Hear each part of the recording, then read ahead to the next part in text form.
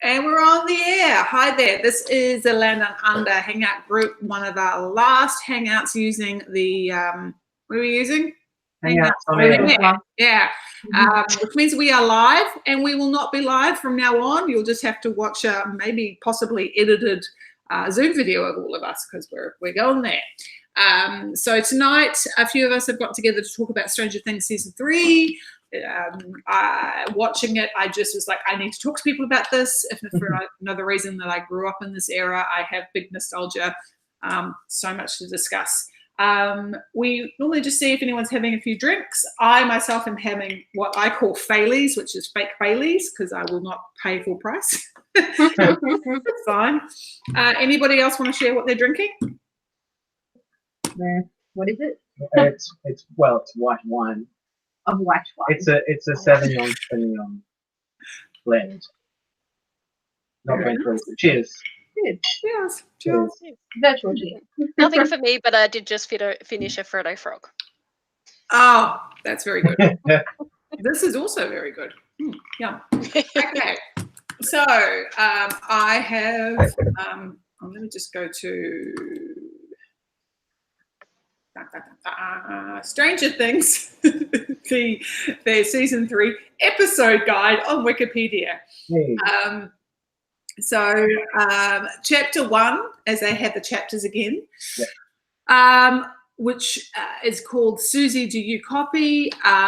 We kick off with around about the same time that Elle closes the gate. We start off in Soviet Russia with, and I did get confused by this at first. I was kind of like, what's going on? Like, this is the time of year we were in 1984, Ghostbusters, blah, blah, blah. And we're starting off there, and they're trying to obviously get through the gate, and there's a big mean general, and there's snow, and he has his henchman shoot someone. So sort of set up the evil guys at the beginning, and that as we learn, Alexei has 1 year to make it work. Yeah, Alexei. And then we're in 1985. We have the Starcourt Mall has opened. I know what happens next. And then it's teenagers snogging, and we kind of go from there. that was horrifying, just horrifying. You were never a teenager, Sarah. Well, not one who snogged, no. Were you in the keeping the door open? What was it again? 3 inches. 3 inches? No, I went to an all-girls school. I didn't have any boys interested. No, I meant when you were watching it, you were like, I'm relating to the parent rather than the child. Oh, yeah. I was totally 3 inches. But I thought it was very funny.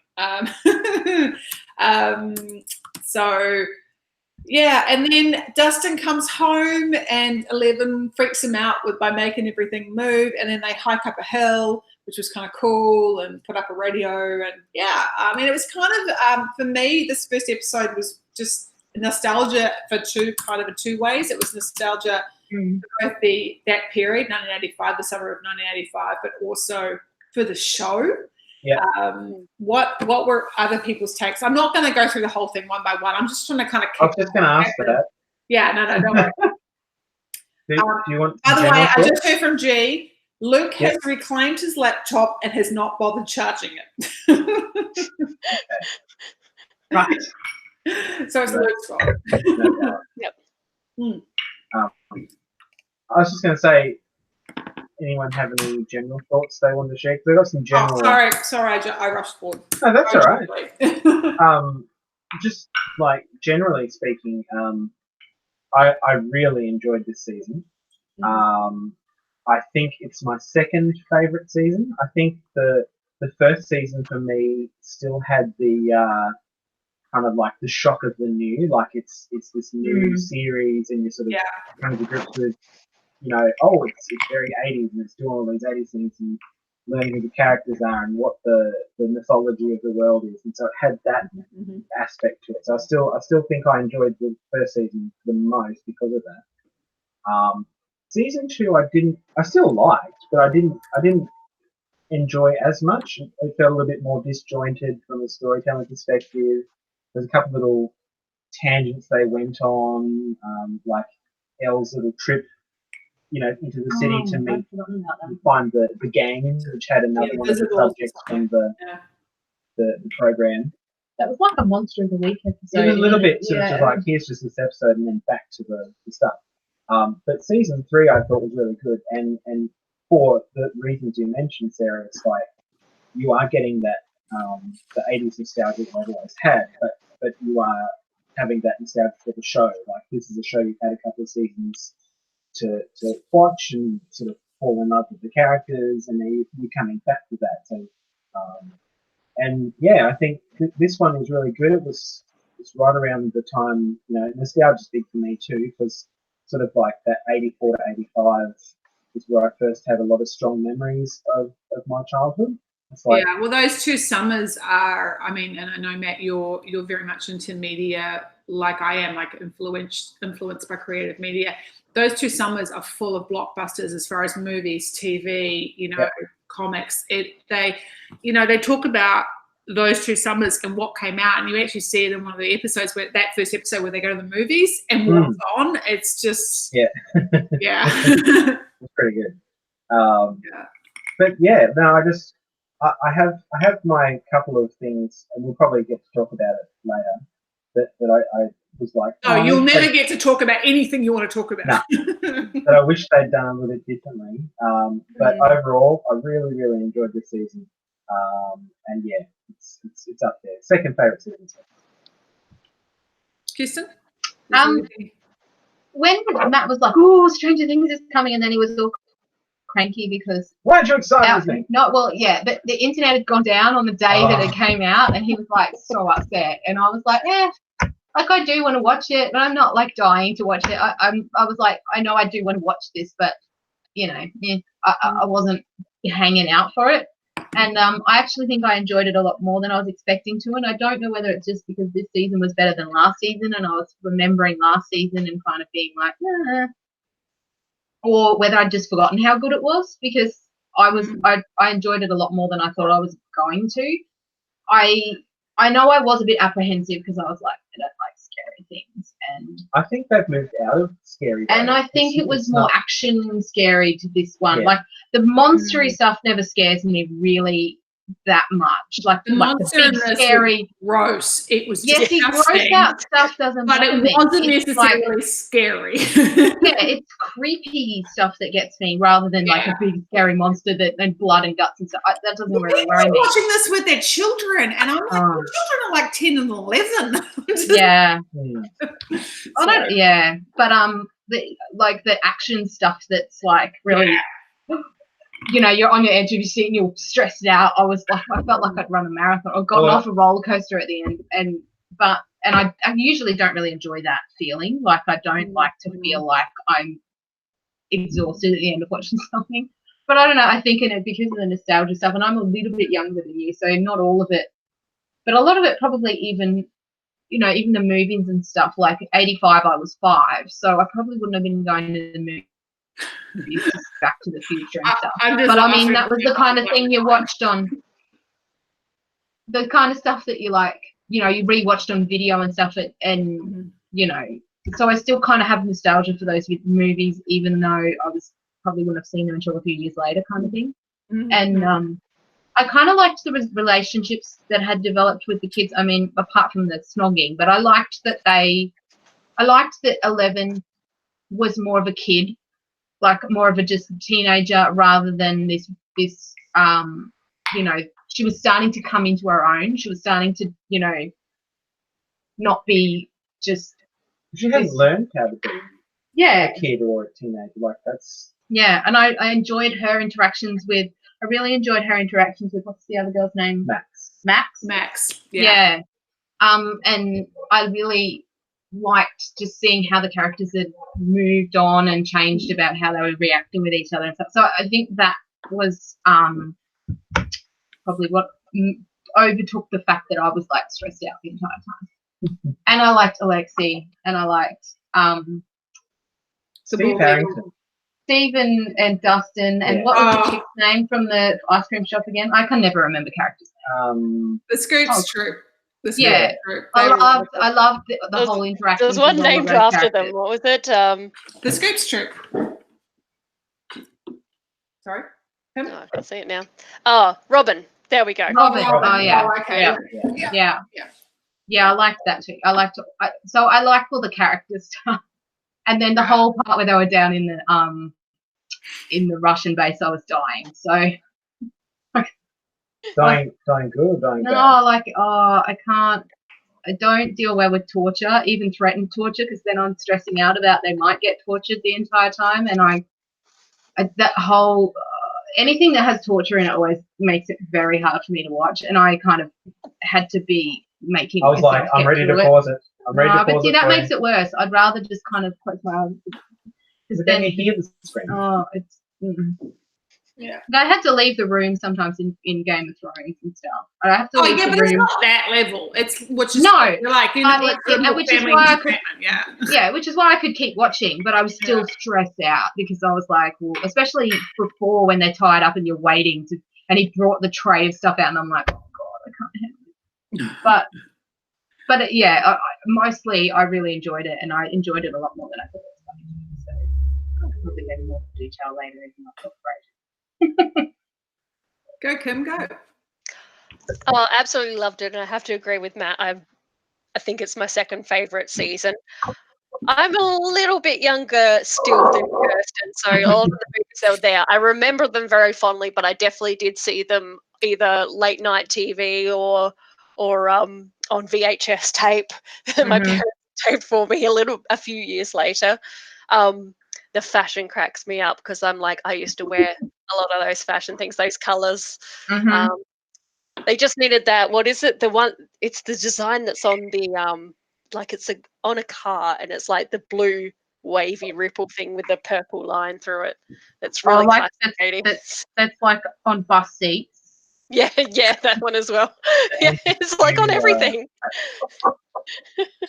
I just remember it's on a particular type of car. And if you just see it every now and again because they haven't painted over the original and they've still got that car.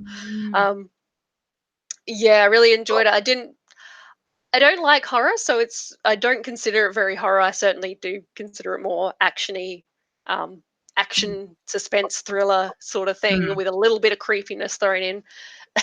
I think the only bit I had trouble with was the between 5 and 6 or 4 and 5.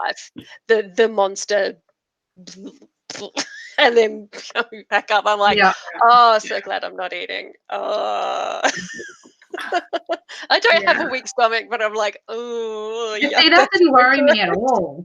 But the whole bit when they were tied up in the Russian base, I was dying. So it's funny how different things affect different people.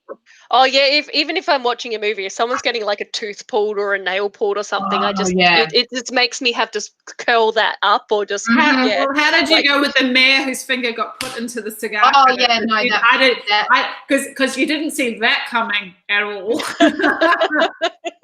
That wasn't foreshadowed at all. Yeah, that makes me go just hide my fingers. Cool. It's all right. No one lost any fingers. No one got tortured in the end. No. Well, except for Paul Harrington, but you know. Well, yeah, that was like the more traditional feature of it. Yeah. I have a theory about Harrington and I've developed this. I think he's Nathan Drake. Because I was watching this the whole time and I'm going, like his quips and how he's dealing with being beaten up. I'm like, oh fuck, you're just Nathan Drake, like this whole time. He was very Nathan Drake. Who's Nathan Drake? Yeah.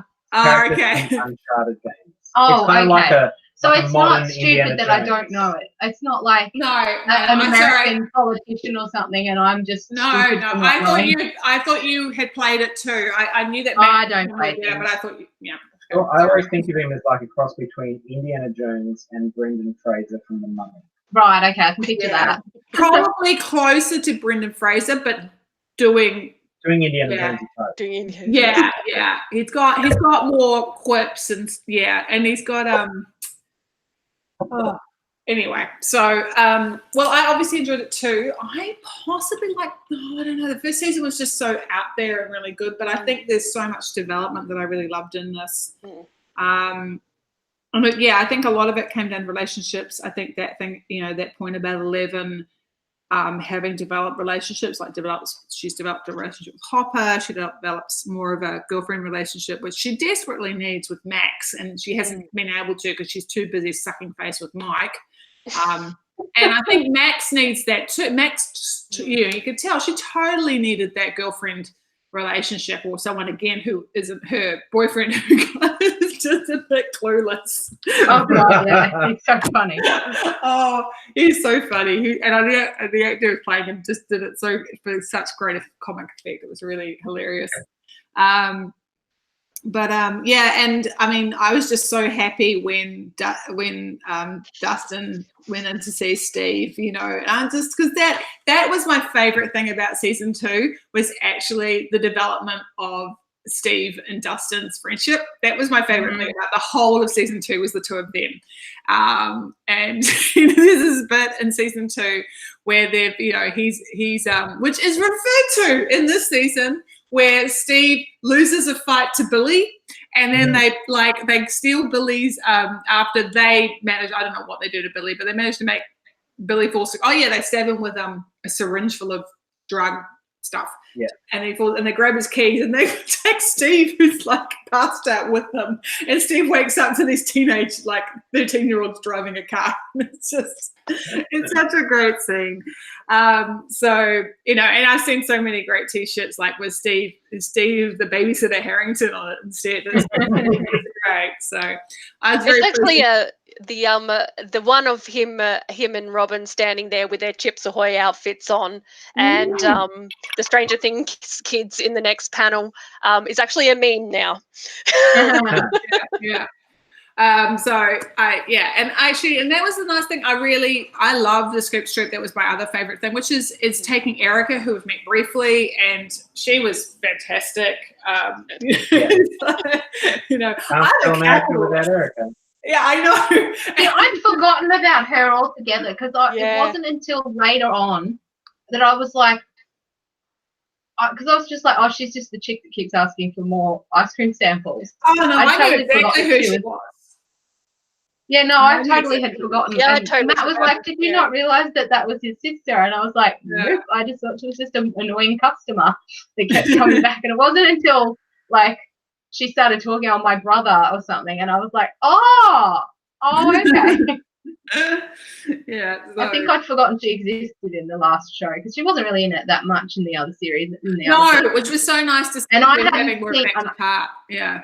Yeah, and I hadn't seen it in ages, so I'd kind of just forgotten her altogether. I think. Yeah, I'd totally forgotten that was the mother. Which one? I'd totally forgotten. I'm really bad with names. The one you mean the one with flirting with Billy? Yeah. Oh yeah. I totally forgot that was Karen Wheeler. Karen Wheeler. Yeah. That was it. Yeah. Totally forgotten that was the mother, and I'm like, yeah, I had to. Oh, right. Yeah, it wasn't until it wasn't until she was at home. She was going to leave, and then and then you sort of saw the husband, and you were like, and I was like, yeah, that's Mike's. Yeah, and it took me ages to figure out that. I knew exactly who she was. No, I remember. I probably should have watched the other seasons. I knew who the actress, because I remembered the actress coming up because she was in Mad Men. So when she came up in this, I was oh, cool. That's the character from Mad Men. Yeah. Well, the woman who played her. So that's kind of cool. So then I was quite interested in because in the last season it was when she opened the door and Billy started flirting with her and all that good stuff. So yeah. So to sum things up, I really enjoyed it, mainly around the relationships. That was really cool, and how when you have that depth, this is why people love it when they're series, because it's like inside jokes around relationships, which allow more humor and allow more development. So that was very, very cool. I'm just having a little read here. And Joyce, Joyce is back. Joyce and Hopper, and I'm just seeing what else happens. Blah blah blah. The only thing I didn't feel, and I want to know what other people thought about this, and I didn't feel Mike. I just didn't feel him. I think that's Al, you can do better. right from the start, though. I've always felt that he's the least memorable of the kids, right from the start of the series.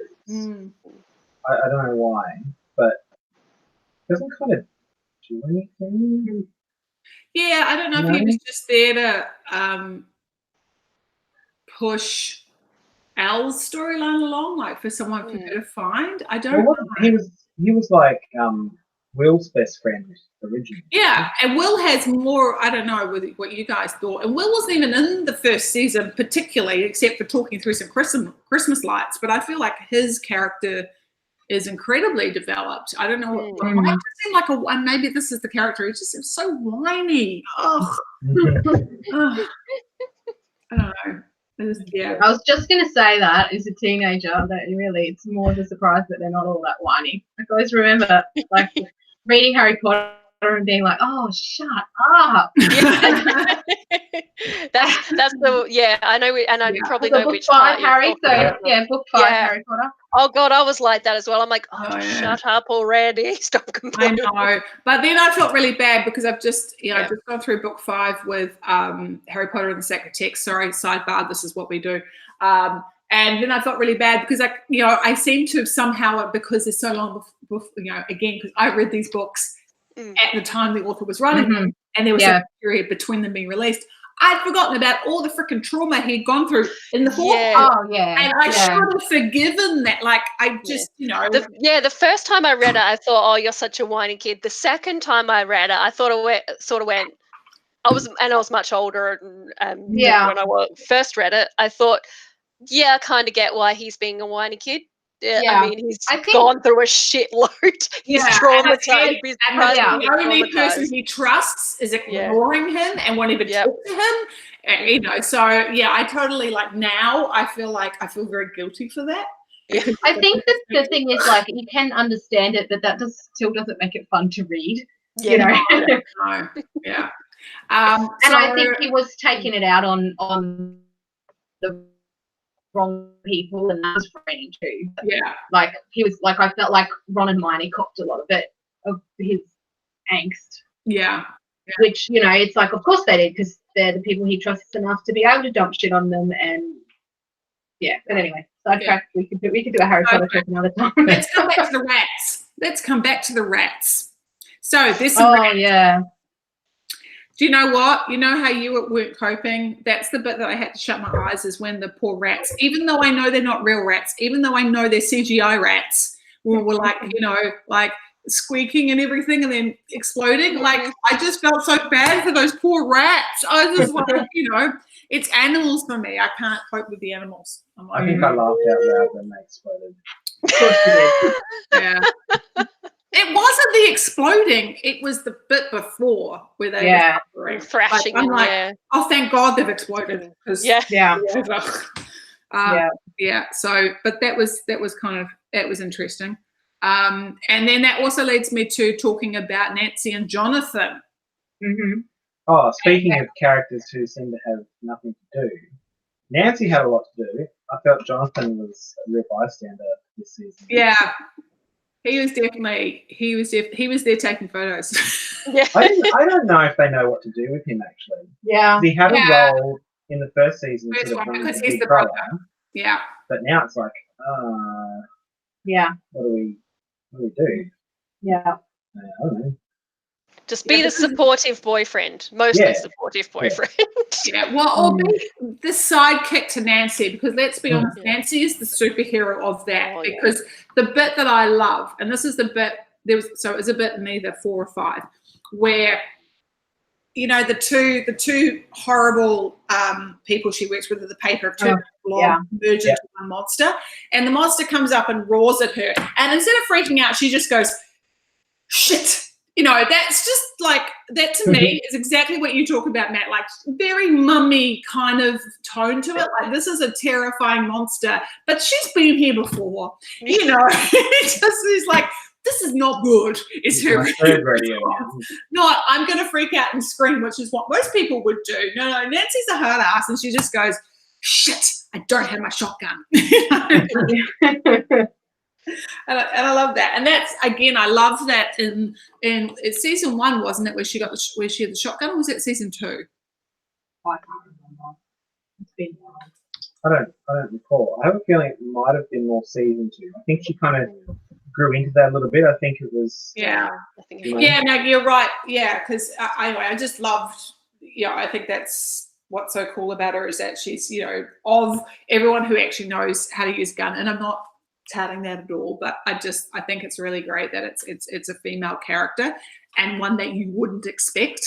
And I also love that all the characters give her the respect of that they know that's her, her thing. When she's like, there's that bit towards the end, she's like, get away from the windows. And I'm just like, and they're all like, yep, she's hauling, and she's like a sergeant general, and she's shouting Lucas to do things, and someone's going to do something else, and so I actually, it's one of the best things about her character is her ability to sort of seem to be cool in a crisis. So very cool. Except she's got to deal with dickheads.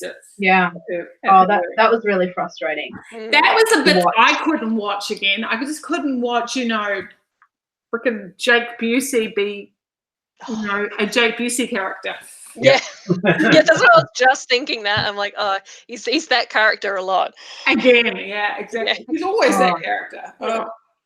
And it's and I think it's the most frustrating thing is like, you're like, well, this is totally realistic of the era, and that totally. Women, it's not like the monsters that are made up. You're like, well, this sort of shit would have happened all the friggin' time.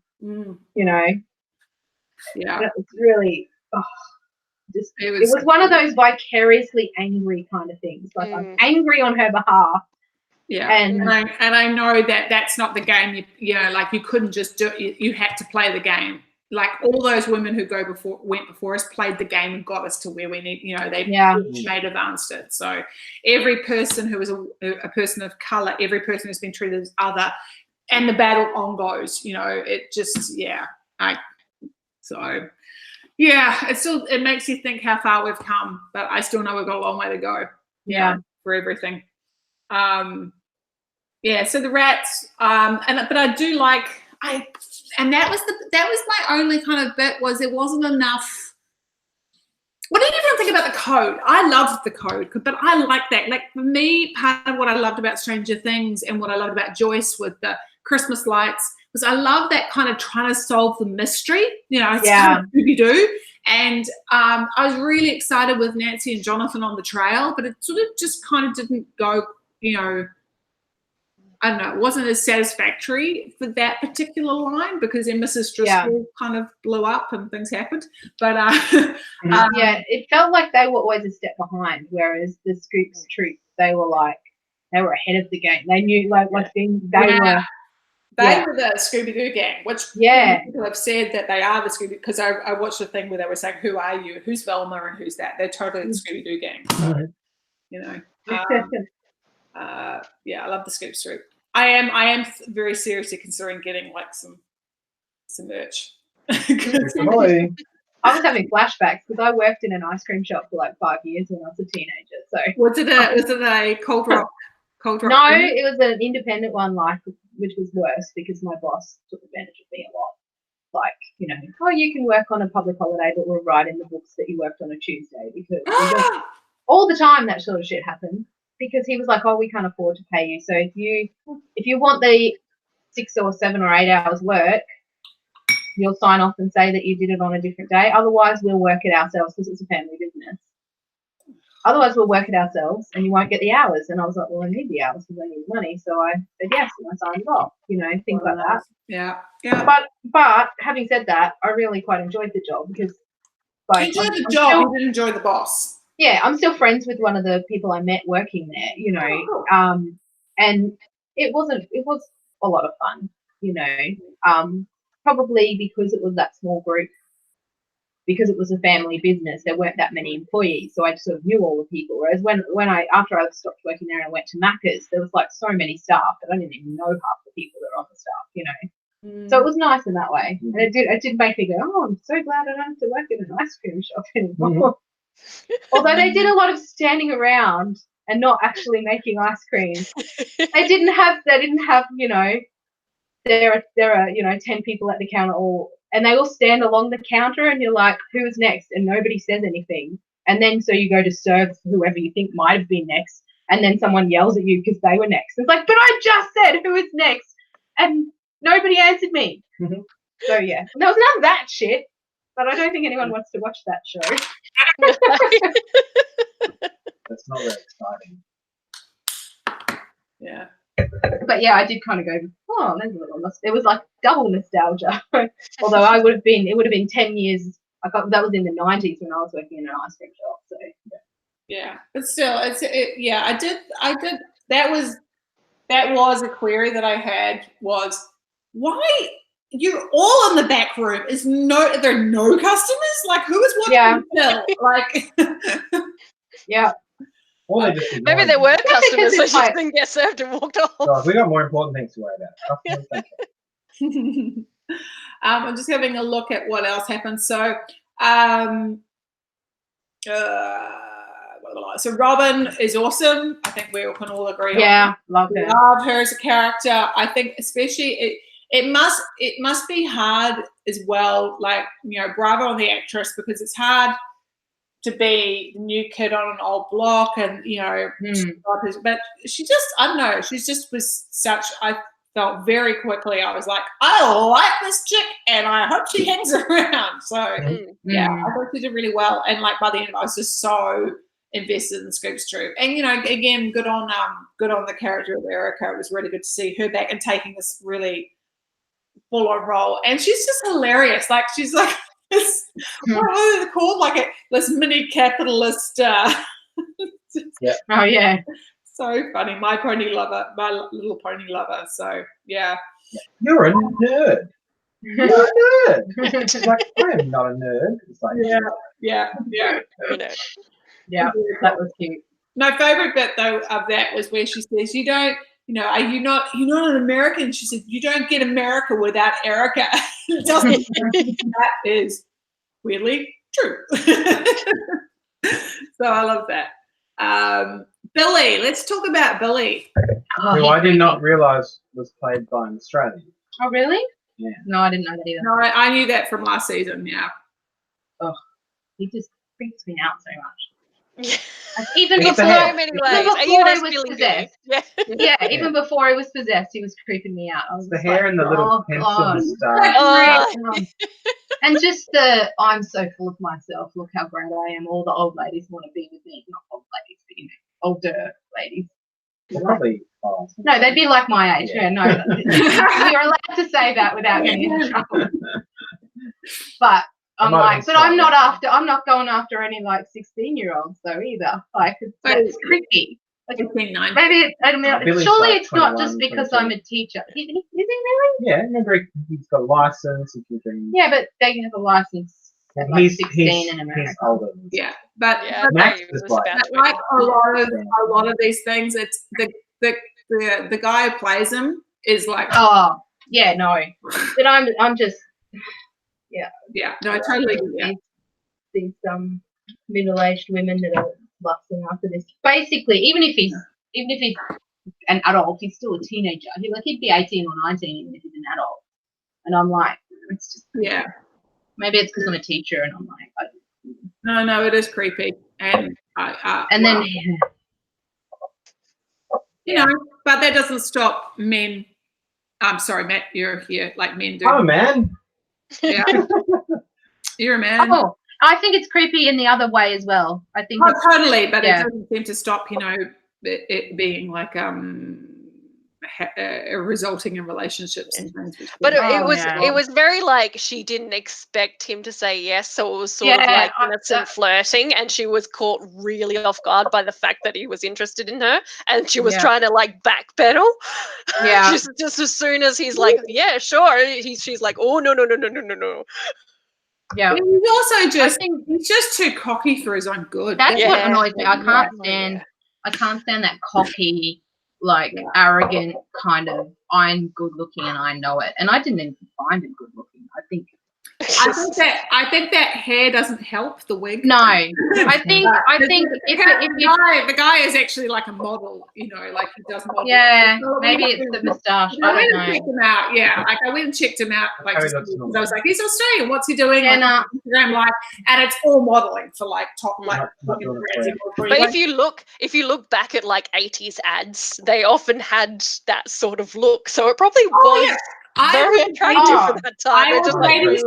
And I remember thinking that is that very Bon Jovi look, and John Bon Jovi was, you know, quite nice. Yeah. And I was this just to give you an idea, guys. I was into Ivor Davies. He had the worst mullet ever. I think my problem is I really have this thing where I tie like the attractiveness to someone to their character. If they're an actor and they play people that are evil all the time, it doesn't matter how hot they are, I don't find them attractive. Hello, Tom Hiddleston. Yeah, no, but that's different because he's not really evil. No, and he's played some nice people too. He's played some nice people as well, Matt. It's more, like I can't even think of an example, but there's definitely instances where I'm like, I can't find that person attractive because of the characters they play are always bad, and I don't like it. Yeah, it's weird. It's a weird thing about me. It's some weird thing about me. And it's the same with like actors that I used to find physically attractive, and then I find something out about them as a person in real life, and they've done something like horrible, and now I find them repulsive. And it's Johnny Depp is coming to mind. Yeah, I was just thinking that Johnny Depp just came straight into my head. I'm like, I think he's just so repulsive now, and I'm like, I'm sure at one point I thought he was really attractive, but now I'm just like. And it really makes me was, but he's an older man now, and but really, doesn't bother me. But older doesn't always mean it's just that thing that when he came to Australia and brought his dogs in and then acted like it was our fault because he got in trouble for breaking customs rules, and I just didn't security is no joke. Yeah. Anyway. And then his apology video. Oh, that was the thing that pissed me off because I watched that apology video. And there's a man who's in his 50s or 60s. I actually don't know how old he is. Married to someone who's 30, like not much older than his daughter. Yeah. It's like I'm just like wrong. Just so many types of wrong.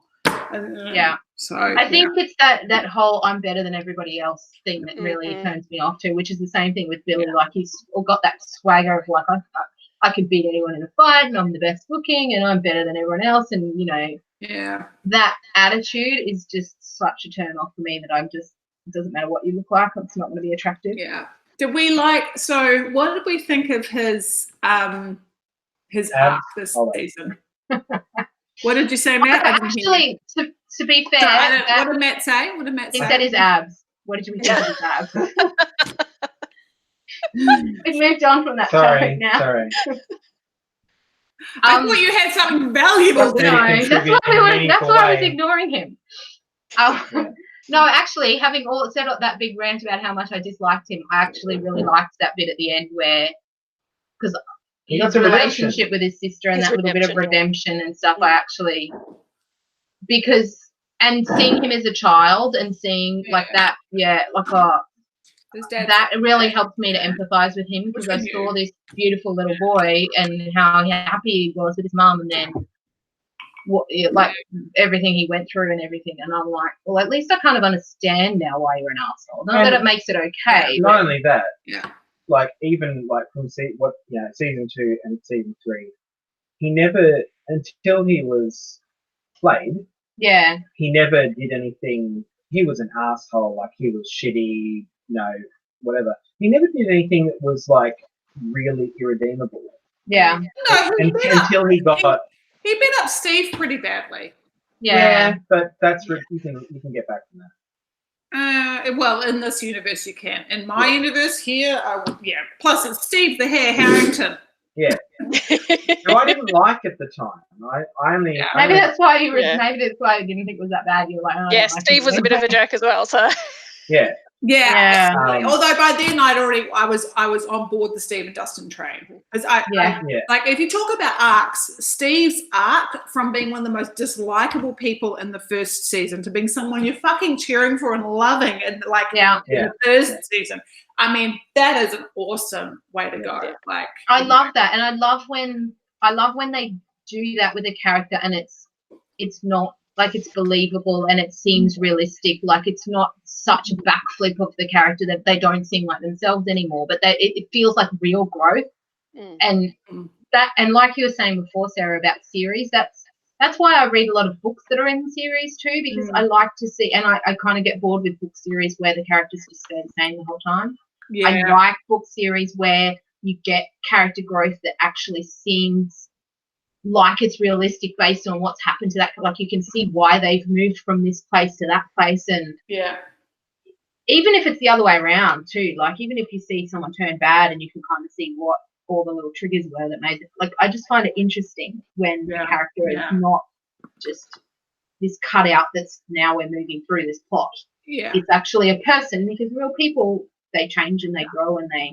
And not to get back on the Harry Potter train, but I'm just going to briefly run along beside it. But that's one of the things that annoys me about, but I know it was a children's book that became a young adult series. But that's what about Tom Riddle, is that he's painted as always having an issue, and I disagree with that. I know he's come from bad shit, but so did Harry. Harry was the fucking Dursleys, and he, you know, it's... You know, so I get a little bit, I just get a little bit frustrated by that. I know it was a different era, like when Tom Riddle went through, is even, you know, like he went through a whole home and stuff like that. But yeah, I don't know. I just I think that J.K. Rowling probably did that deliberately to show two different paths. Like Harry and Tom were pretty much similar. I love it. And she's deliberately gone, here's two different paths that could have happened to someone in the same situation at the beginning. Because really, the shit that Harry went through, he could have totally gone evil. And he would have had a lot of power. And that was probably the whole thing at the beginning with the wands. Like, well, you know, you've got the same wand as Voldemort. And, you know, well, the wand chooses the wizard, and you can be... You know, you could go either way. You could be Slytherin or you could be Gryffindor, you know. I mean, it again, like you said, it's his book, and maybe... I suppose some of it comes down to parents, like he was, or, you know, I don't know if he knew much about his parents from his aunt, but, you know, he found out fairly quickly once he was at Hogwarts how much his parents loved him, whereas Tom Riddle was told how much his, you know, like... But at the same time, his mother did care for him. Anyway, I don't want to get on the Harry Potter train. This is something we can get around. Billy's arc, I have to admit, I was a little disappointed by the end of it. Like, I'm in two minds. One, I'm kind of glad he didn't escape from it, because I do think there needs to be casualties.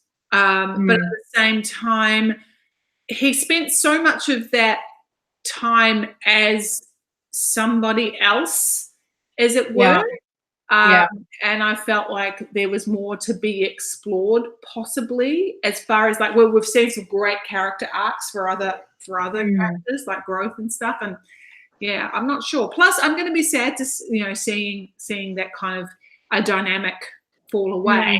And I don't know, you know, like we saw Elle go through her own thing at the end when she discovered Hop's letter, and they were watching everyone move away, and Max is obviously trying to move through losing her brother and everything, and he wasn't always as nice to her as, you know, so it's not like she's probably any great love lost, but it still would have affected her, I would have thought, and we didn't get the on that. So yeah, I don't know. Especially because it did kind of have that moment at the end where it's like, it's almost like this missed opportunity, like what could have happened with, like maybe she's partially mourning the relationship that might have been able to happen if he had survived, because he had actually defended her and, you know, showed that bit of love right at the end. And then it's like, oh, now I finally think that he might actually care about me, and now he's gone, you know. Yeah, exactly. But yeah, maybe they didn't know what to do with him next season either, and they were like, maybe it was easier to kill him off. Yeah.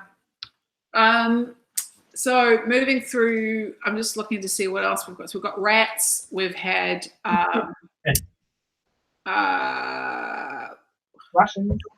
Russians. Let's talk about the Russians. So the Russians and their code. So firstly, I want to clarify, because someone might be able to clarify this for me. So Steve hears the music in the background. Did they record it in the mall and then broadcast it from the basement? Because I'm very confused about why it recorded the music, or did that get caught as they hear it go? Like, oh yeah, I don't know. Yeah, I was trying Unless there was another part of the code that they purposely put that in there, so someone with the code might have. Yeah, but the music itself, like, as much as it's like it could have been a that's personal, I think. Yeah, but like, I don't know. Yeah. Yeah, maybe they were like they did sort of. Maybe they were walking through the mall or something. that was my thought. It. Maybe. Yeah. Like they were on their way there and they were walking through, because they probably didn't think. I think this particular plot point doesn't bear too much interrogation. Okay, so here's the other plot point about the Russians that probably doesn't bear too much interrogation. Well, there's two actually. One, they have a year, right, from the time Alexei's told by Sergeant Shitpants, I don't know his name, to get himself sorted. And then a year later, I mean, the infrastructure these guys put in. Yeah. Like, I am in fucking Sydney. Do you know how long it's taking us to put fucking tunnels in for people to drive in? And this is nothing compared to what they're doing. I'm going, yeah, like, how far underground is that? How far underground, and it's all done, and it's all running, and I'm like... And it's Russian. Like, they weren't really known at the time for building stuff well. Well, yeah, no, Chernobyl. Half yes, because you just keep throwing workers at it. Yeah, but you're in it is a little bit. Throwing workers at it. Which brings me to my next point, which is they have a lot of people there, all wearing Russian uniforms. Maybe they just changed in the elevator. Well, this is what I'm wondering. I'm like going, if you all have to leave suddenly, or you all like arrive, do you just get changed and everybody has to be in this? I was just assuming that there's actual barracks down there as well. Yeah, so they took over the old Hawkins laboratory.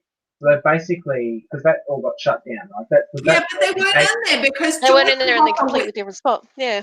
Yeah, Hopper and Joyce went there, and they had the motorcycle guy followed them and beat up Hopper. Did they go down under there and then go across under the ground instead of? It was the same gate. It's the same gate from the one that Elle closed. Yeah, well, that's what I mean. Maybe where they were, maybe the gate's here and the mall's here and the place where. But they didn't want to be. But at the same time, they don't want to be. So that's a plot point to me, because I'm like, you don't want to be obviously building it. Which the Starcourt Mall is a perfect. I get that. That is a great cover, right? We're building a mall. You're building a mall if you dig and do stuff. Yeah. Okay. So I didn't think about that, Matt, but that's a really good point. That the gate, the wall, is the same wall. It just happened. No, hang on. Hopper went down and he put his hand on it and he said, "There's nothing here." Maybe he said to Joyce, "There's nothing here. It's cold. There's nothing going on." Is it like long and he's touched this side and they touched the there? Yeah, I'm wondering if it was on the other side. Because I remember the tunnel was long. Somebody else will have already thought of this, Matt. Yeah. And saying that, like, when they went under, and I don't know if Starcourt Mall's like up here compared to where the lab is, but like that elevator was falling for a long time. Yeah. I'm like, how deep is this thing? Like, you'd have to pump water out. I'm like, Matt, as you and I have talked about, we have engineering style minds. We want to solve problems in these kind of ways. I'm like, there's groundwater. Like, how do you get rid of the groundwater? Yeah. I'm just okay. So, but my major thing was there, like, all these people are wearing uniforms. No, that's not conspicuous at all. Like, especially when that general, Sergeant Shitpants shows up and he's got everything on that he did over in Russia. But I was kind of like, But the motorcycle guy, very sensibly, is just dressed, like casual styles. Got it, right? He's out and about doing his thing because he has to kind of blend in. But I was just like, so you got off the plane, came over, went down the elevator, and got changed. Probably. Maybe he was like, I need everyone to see that I'm in my general uniform. You're probably right, actually, Kirsten. But at the same time, I was I had actually ended up reading this incredibly fascinating article on this family, this Canadian Russian family. Two of them didn't know they were actually Russian, which is, have you heard the show The Americans? I've heard of it. The name. Yeah, so it's about, and I was saying to my husband, so it's about this family living in America in the 1980s, and the parents happen to be Russian spies. It's based on truth. It's based on a family, and they've got kids and dogs and all that kind of stuff. And it's based on this family who lived in America, but they were Canadians, and they had their kids in Canada and came over to America. And then basically when the kids were like 15 and 18, the place got raided by the CIA, I would guess. And the parents were arrested and extradited and everything. And these two poor teenagers, like literally became poor because everything, their assets got freezed. They didn't know they had no embassy, they didn't know who to talk to, and the Canadian government, where they were born and where they had passports, were told them that they, one of them had been accepted. They didn't know anything. And the American government was trying to claim that they did know, and they're saying we didn't know, and a lot of people have said that would have been the biggest risk the parents would have made, would have been to tell them. But they've had the worst time because they're like, well, we're not Russian. We've never been to Russia. We don't speak the language. They said, I mean, we're not American because we don't have American passports, but we were born in Canada. We lived there till we were like 10 and whatever it was. We're very proud of being Canadian, and we've always felt Canadian. So, but the Canadian government wouldn't. They said, they wouldn't honor their citizenship, and they had to fight for it, and they had no cash to do it with because they were trying to get a place in university. It's just been a shit time for them. Man. So it was. So I've been reading this. And also going, what is wrong? What is wrong with these? Because I was kind of saying to I said to Kevin, what kind of person has a family all on the pretense for the government? And he was like, oh, you just do what what the government tells you to do, and if you get pulled out, you get pulled out. And but it turned out these two spies were actually already together. They were already a couple. So that's so it was kind of it wasn't like they just were like, well, we'll live together and shack up and have kids just because it's convenient for them. They were actually a couple. But I was felt a bit relieved about that. At the same time, asshole, I personally kind of think it's a bit of an asshole thing to do. Great cover, but you're not thinking about the other people. So I can't remember where I was going with this, but I think it was probably one of those things where they're like, it will never happen. We'll never get caught. It will be fine. And that everything's hunky dory, and that would have been how they justified it to themselves. I think. Yeah. It'll be okay because we won't get caught, and the kids will be fine. They'll be fine. When we decide we've had it, we hopefully will never get pulled out by our government, or they'll tell us that we're relieved of our services and we can stay here until they're pulled out. Or the Cold War will end, and it will just be not an issue anymore. We'll just never leave, So I don't know. But I don't know. I reckon a lot of if you went and lived in America after being in Russia, you might decide that you just don't ever want to leave, and let's just that was my wonder. But anyway, they had a bitch of a time, these poor kids who are now adults, having their own struggles because they're one of them's fallen in love and wants to get married, and he's like, but I don't want my kids to be stateless, and there's just all this such a huge palaver. But anyway, so I can't remember where I was going with it, but it was basically this. I'd been reading all of that, so it was all about how you have to blend in and not be seen, and how do you so to be kind of wandering around in uniforms, I thought was hilarious. But anyway, that's how they had that second entrance, didn't they? The first time they when they kidnapped Alexei, they went in through that wasn't place. It was because I've rewatched it. That was a transformer. So they were Oh, so it was yeah, a separate. so that's why yeah. Alexei was there trying to work out why the power wasn't doing what it was supposed to do. That's why Yep. he happened to be there. He was there with another engineer trying to get the transformer to do what they wanted it to do. That's right. Right. Yeah. So that's why he happened to find them there. So yeah. Yeah. Speaking of relationships, we're still on the Russian thing. Alexei and Murray, or the bald eagle, which I thought was hysterical. That was another I loved that. Baldy. I loved it. Yeah, they were. Murray was very like an enemy of the state in my home, and I'm not going to, like it was. And then by the end of it, like they were friends. And he lost his Very close together or whatever. That was Yeah. so good. Oh, it was so sad when he was like, I won this thing, I've got my stuffed toy, the game's been rigged, and then he's like, I know. So it was so happy. I know, and he had his Slurpees, cherry Slurpees, not strawberry. not strawberry, cherry. And I'm with him with that too. That's strawberry. Blah. No. No, cherry. Ugh. Yeah. I can't say cherry. That was another relationship I enjoyed watching develop. I thought it was pretty cute, and I was glad to see. Again, it was good to see Murray back. Yeah. So it was nice. Can someone remind me, because Murray was quite involved in the closing of the gate, from what I remember. So when Alexei talks about an opening and a portal and everything, and Hopper gets stressed out and goes have vodka with Murray in the kitchen. Is it because Murray remembers why? Or I couldn't remember. Yeah, I'm gonna have to watch season 2 to figure it out. Yeah, I couldn't remember. Okay. I kind of was like, when I was watching that, I was like, Alexei has no idea what he's even doing. Like, because Hopper and what's the name?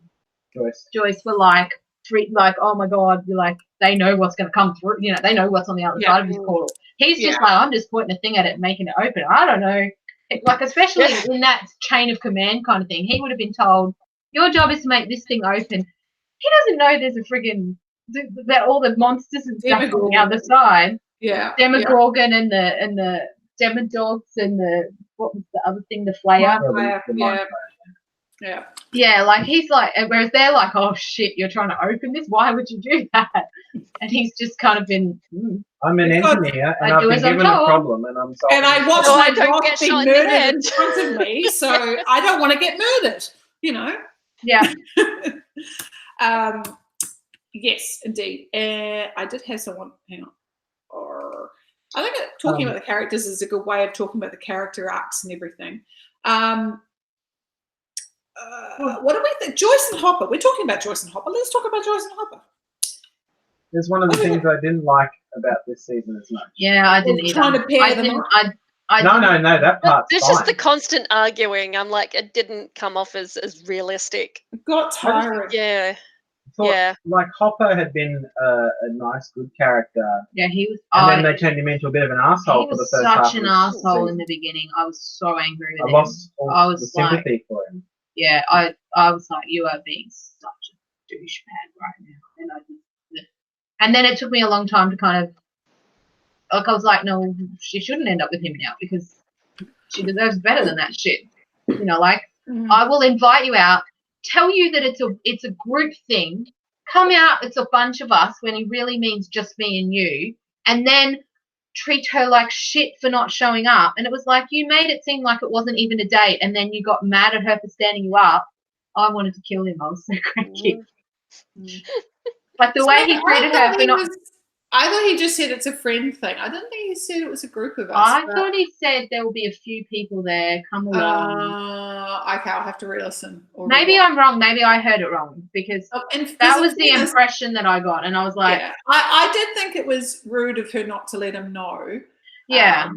But I did get annoyed with him going on, like when she said she went and saw Scott, the teacher, which was hilarious. I was kind of like, he was, oh, Scott, like, yeah, he got like, who else are you seeing? Yeah, it's like, well, does it really matter? You told her it was, like, to your point, Kirsten, you told her it was a friend thing. Yeah, it wasn't a date, it was a friend thing. What does it actually matter if she's decided to go see another man? Yeah. Whether he's there or not doesn't matter. It doesn't, like, it's none of your business, so. And also, like, the fact that he meant it as a date and basically was telling her it was only for a friends thing because she had told him she wasn't ready for a relationship. She's still mourning her last relationship. And he was like, but I don't care about that. I want you anyway, so I'm just going to manipulate you into coming out with me, even though I know you don't really want to. And then he was being an asshole to Mike as well. And I'm like, I know that the snogging teenagers was annoying, but he was being overbearing, like. Yeah, but Mike deserved it because Mike was fucking rude. Oh, that yes. was the bit. He was very rude. That was the bit where I was actually like, good on you, Hopper, because actually they were both a bit rude too. Well, but, yeah, you know, the way that he was just like, he asked to talk to them, they were there, and then like Mike then going and talking, like that was just fucking respectful. And I'm like, yep, I would have hit the roof. I would have done that, or maybe even still, who knows? It was really to me, like, I know they're teenagers, but it was disrespectful. Like, Karen Wheeler did not bring you up to do that, Mike Wheeler. So, and you know, and I think it was also a thing of Al giggling and everything. I don't know if she's because she just has no fear anymore, but that was also disrespectful of Hopper. It was all very disrespectful. Oh, I agree. Yeah. And I think it was mostly the drinking. You know, and being angry and yelling at the teenagers because he's drunk and maybe reacting in a way that he wouldn't have. And saying that, I think that was, you know, so when he basically said in the car, and he was angry, but speaking very forcefully, when he just said, you know, we will, you know, we're going to have a little chat and then I will decide whether you can still date my daughter or not. I was like, word. Yeah, all good. But yeah, then when he got home drunk and then he like launched in at Max and Elle, like it was kind of like, yeah, dude, you've drunk too much and really like this is not a good show, you know, for the kids. Yeah. But I think it was just a lot of little things were annoying me about him, and then all the other things, you know what I mean? Like it was compounding on itself. Yeah. So, and fairness to, and this is the thing, like I think just thinking about stuff, I'm thinking about who was Joyce's boyfriend, the last one? What was his name? Bob? Was it Bob? Just Bob. Yeah. Like, if you compare Bob to Hopper, like Bob is just so different. Yeah. And she was clearly besotted with him. And I'm just like, like he just, I just felt like Hopper was just pushing her into something that she wasn't ready for, and it was pissing me off. Yeah. And instead of being like, I'm in love with her, it was kind of that thing of, if you actually love her, you're going to do what's better for her instead of going, well, I want this now. I know she's not ready for it, but I'm going to try and trick her into coming out with me anyway. Yeah. And then get mad at her for not reacting the way I want her to. Yeah, totally. And it's just also, if you look at what her history was, it was like he's not anything like Bob, and Bob is her type. Like if you think about I don't want to say type, but if you look at the kind of person she was with before, she's looking for someone who's just a lot calmer. He loves, you know, there's just, you know, lots of love about Bob. Lots of love about Bob. And I love that they brought Sean Astin back for a little cameo. And then it made me sad. Is it only been a year? And I it's not like they're not exactly sure on exactly how much time, because it's they don't really say that what much month time, it because is. kids aren't that much older. They don't say what month it is. You could possibly get almost 2 years worth of difference between. Yeah. But I mean, the thing is, how long is it since he died in the show time? It's exactly. Exactly a year. I'm like, he didn't just pass away from a heart attack or something. She watched him being eaten to death by a dog. Yeah. Like, it was an extremely traumatic time. Even if it had been enough time, she said, I'm not ready. I don't want that right now. Or it might be that she's just like, I don't want to date you. Yeah. You are not the kind of man I want to be with. You get drunk and yell at people. Yeah. You know, like, these are all fair things, like, you know, like, but she's trying to do it in a polite way. And on your point, Kirsten, he just won't back off. Like, and I don't know if it's because he's chief of police and he's used to people doing and saying what he wants. I don't know. But I did think the whole him going and getting a different shirt and stuff was funny. Yeah. He was all getting all dressed up in his 80s shirt. Yeah, and I'm like, I'm sure yeah. my dad had a shirt exactly like He's that. Magnum PI. He's got. Yeah, You yeah. can watch his Yeah. Magnum on the Magnum PI. TV. Like, Yeah. Yeah. And just to say, I actually quite liked the look when he was done. Yeah. Yeah, oh yeah, I know, but I did have a very, like, I remember seeing my dad just like that in the 80s Yeah. kind of. Aloha Yeah. shirt, jeans, blazer. It's a good look. It's a good look. Oh, he wouldn't have worn a blazer though, my dad. That would have been just too dressy. You couldn't have done that. Maybe Put if it they in went the out to shirt. dinner, he'd throw the blazer. I don't Yeah. think I ever saw my dad wear any kind of jacket, except for at my wedding. Maybe at our wedding, he did wear a jacket for our wedding, but pretty much that's the only time I've seen him wear a jacket. I think he wore a jacket to his own wedding, a white one, safari suit type one, and Dad then had a baby with blue and suit. an orange Cool. and an orange and brown shirt. Mum had a blue wedding dress, baby blue, like pale blue wedding dress. Of its time. Of its Yeah, time. Dad's was a baby blue suit. I think he may even have had a ruffled shirt. Mum's was like a plain white dress, but had like the doily I need to see headband and bell cups. It was gorgeous. I think I fit into it when I was 8 years old. Mm. I'm a lot taller than Mum. I'm finding the picture. I'm finding the picture. Okay. So who else were we talking about? So we've talked about the Russian. We've talked about Murray. We've talked about Hopper and Joyce. I think it's possibly also because Joyce in the first season is so goddamn strong. You know, and in the second season too. Actually, she's very strong in both seasons because she's fighting so hard, and like, you know, in that first season, she's just trying to convince Hopper. And I think that's it. I don't know whether I did want them to be romantically involved because I feel like as an ally, he's better in that way, if it makes sense. Yeah, I don't know. It wasn't. I couldn't even put my finger on it, but even towards the end, when he wasn't annoying me as much as he was at the beginning, it still just wasn't quite sitting right. I don't know. Yeah. Maybe I was with the other guy, with Murray. Like, maybe just get rid of the sexual tension and like stop the carrying on. Go and have sex and stop arguing with each other. Yeah, poor Murray has to deal with everybody in his house having sexual tension. It's just, you know.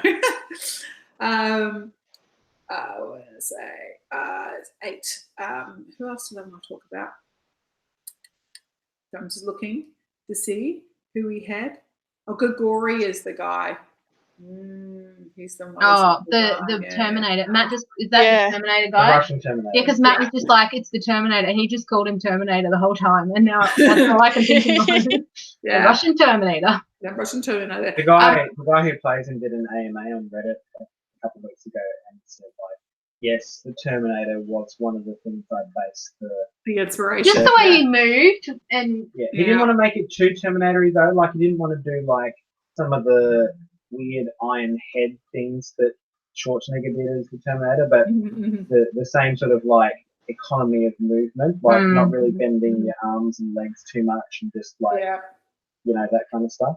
And there's the whole motorcycle thing, which is kind of cool. Yeah, that's part of it as well. Oh damn it! I did have one. I know who we haven't talked about. Is it someone I'm thinking of? The mayor. Yes, that's exactly. I was like, oh man, God damn it, I enjoyed his performance in this. It was excellent. He was funny and pissed me off, but what are you saying, Kirsten, about actors who are attractive but then they play a bad guy or bad guy, or a dislikable character? Yeah. Harry Ellis. He was great, and I thoroughly, and actually just watching it, the amount of comedic timing he has in this entire thing is fucking fantastic. He's so good, you know, especially when you rewatch it, you go, oh God, it just really brings it home how good he is in this and how much he takes with the scenes he has and really makes the most of them. Yeah. Like I was rewatching that bit when Grigori has him in the sorry, I'm laughing already. Has him in the Gravitron. Oh yeah, that was full on nostalgia. He's so funny, and he's like, and then his sunglasses go, boom, and he's like, so good. He's so good, and like the finger, he's like, I have an anger management problem. It's just great. He was so good. And I don't know what it is about Cary Ellis as an actor, because obviously he's British by birth, but he's lived in the States for a long time, and his accent is affected now if you hear interviews with him. But have you noticed when he plays Americans, he always does it with a slight Southern accent, which was so good for like a mayor who's kind of a bit, well, not a bit. What do you call it? Sorry? I was going to say not a bit, a lot, but yeah, it's kind of like trying to think of the word. It's not sleazy. Is not quite the right word. No, corrupt. He's corrupt. He's corrupt. Yeah. Slimy. Yeah. He plays that very well. Yeah, that's a Yeah. And I think that, if you think about it, like, of course he's always Wesley, but at the same time, it just shows, like. But he's not though. That's the thing that. No. Every other thing he's done, he's been horrible in, and it was like, but I loved you. What about Robin Hood Men in Tights? Yeah, but I don't think I've seen that for a really long time. And that wasn't he wasn't horrible. The movie was. Yeah. But that's the thing. He would pop up in the weirdest things. Like he played a character in. I think it was in Grey's Anatomy. I think it was. He was the other. The sleazy. Take all the shortcuts. That's kind right. Of like, the other guy who was chasing, the storm chaser one that stole the idea in. Yeah. So I thoroughly enjoyed him in this role. I thought he was great, and I don't actually know what happened to him in the end after the 4th of July celebrations. He got kneed in the balls, and that was, I think, the last thing we saw of him. So he might come back next season, maybe. Yeah, it could be good. So no, I totally enjoyed the mayor. I thought he was great. That was my cringe moment. The ball kicking. Yeah. I get that. That's not a pleasant experience. Yeah. Have you actually been kicked there, or is it just the children running up? Because our kids are about the right height to come up, run up, and just like. I will tell you my worst experiences. It was in high school. And we had a big indoor gym which had full-size basketball court. And one of the things we'd do was at lunchtime you'd go to the gym and you'd shoot hoops. And often people would go to the halfway line and just like try and lob it as far as. So people would and you'd stand behind the because it was like trying to catch the ball so that you can actually get a turn next time. Yeah. And so one comes in from like going way up high. And just like misjudged it, bounces right in front of me, bounces straight up, and I was off onto the sideline in the fetal position, rolling around. You lose control of your body, like it's just pain. It would be like, just be awful. Awful. I have experience. I do know what it feels like. Yeah. You're talking about the Gravitron before, man. I was like. That was my favourite ride at Dreamworld, and it was the exact same. It was called the Gravitron. Yeah, it's because they lost. Oh, yeah, it would have been there would have been 50 million of them that went around, but it was exactly the same. And I was like, man, I'm having flashbacks because I used to go on that ride all the time. And you used to get on it and then try to go sideways. Like when we used to go on it, and nobody would be on it. There'd be like 5 people on it. You'd have all these spare seats and spare things next to you, and then you'd as it got really stuck to the wall, then you'd kind of get yourself sideways, but then you'd have to go back down again as it slowed down. Or you try to sit up. If you try to sit up in the Gravitron, it's bad. They don't have it. Oh no. No.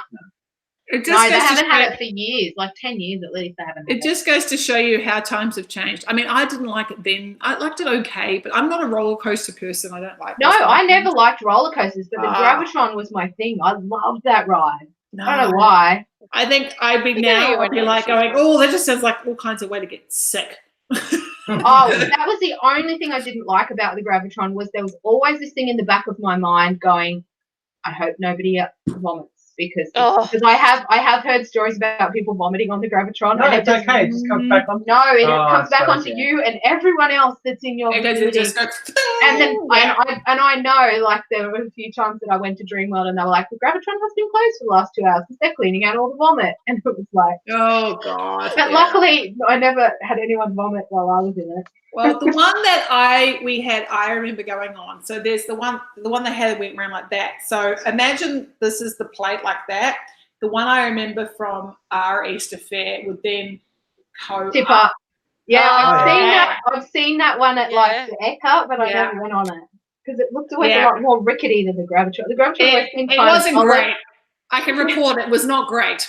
I do know there was a story from one of our Royal Adelaide shows, and we had the double dragon, which of the one carriage like goes like that, and then it spins down, like sort of goes like that, then it goes around and around. But there was two of them; they'll go opposite. I can see someone threw up when they were at the top, which means the other carriage goes down. Oh God! Is that like the loop? Is that what that is? I think it's sort of like is it that. just a big loop and there's one that it's goes just around? like a big carriage with I think like a counterweight on the other side, so this carriage is sort of like a yeah. Okay, those are the modern days. So back in my day, because I've got sounds like I've got like 15 years on you guys. At the royal shows, or Easter shows as we had them in NZ, they would we just had this big like rickety, basically a roller coaster, and it would have a carriage and it would go around, and it would do exactly what those counterweight ones would do now, but because they would take them from show to show, that's I guess why they had them this way, and so it would go boom, boom, boom, boom, and then it would start to go around, and then it would go faster. And I remember I only went on it one time, and I remember actually I was next to my friend Vanessa, who loved these kind of things. She would be like, what? And I was actually muttering, oh God, please let this be over. Please let this be over. Oh God. I was like 11 and just.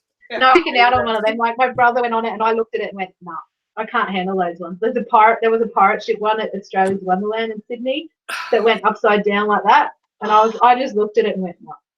We had the pirate ship, but it never went any further than 90 degrees. Yeah, no, there was one pirate ship that went all the way upside down, and I was like, I can't even. I've been on the ones that don't even go that far, and I don't like the feeling of falling. Well, that's what they would do with the loop. They'd hang you upside down and stop at and then you'd like against. It's awful. Yeah. Because you didn't fit into show rides. You don't fit. They don't have the same fitting systems as they do it. Like no, show rides are break. Sounds like a brilliant way to die.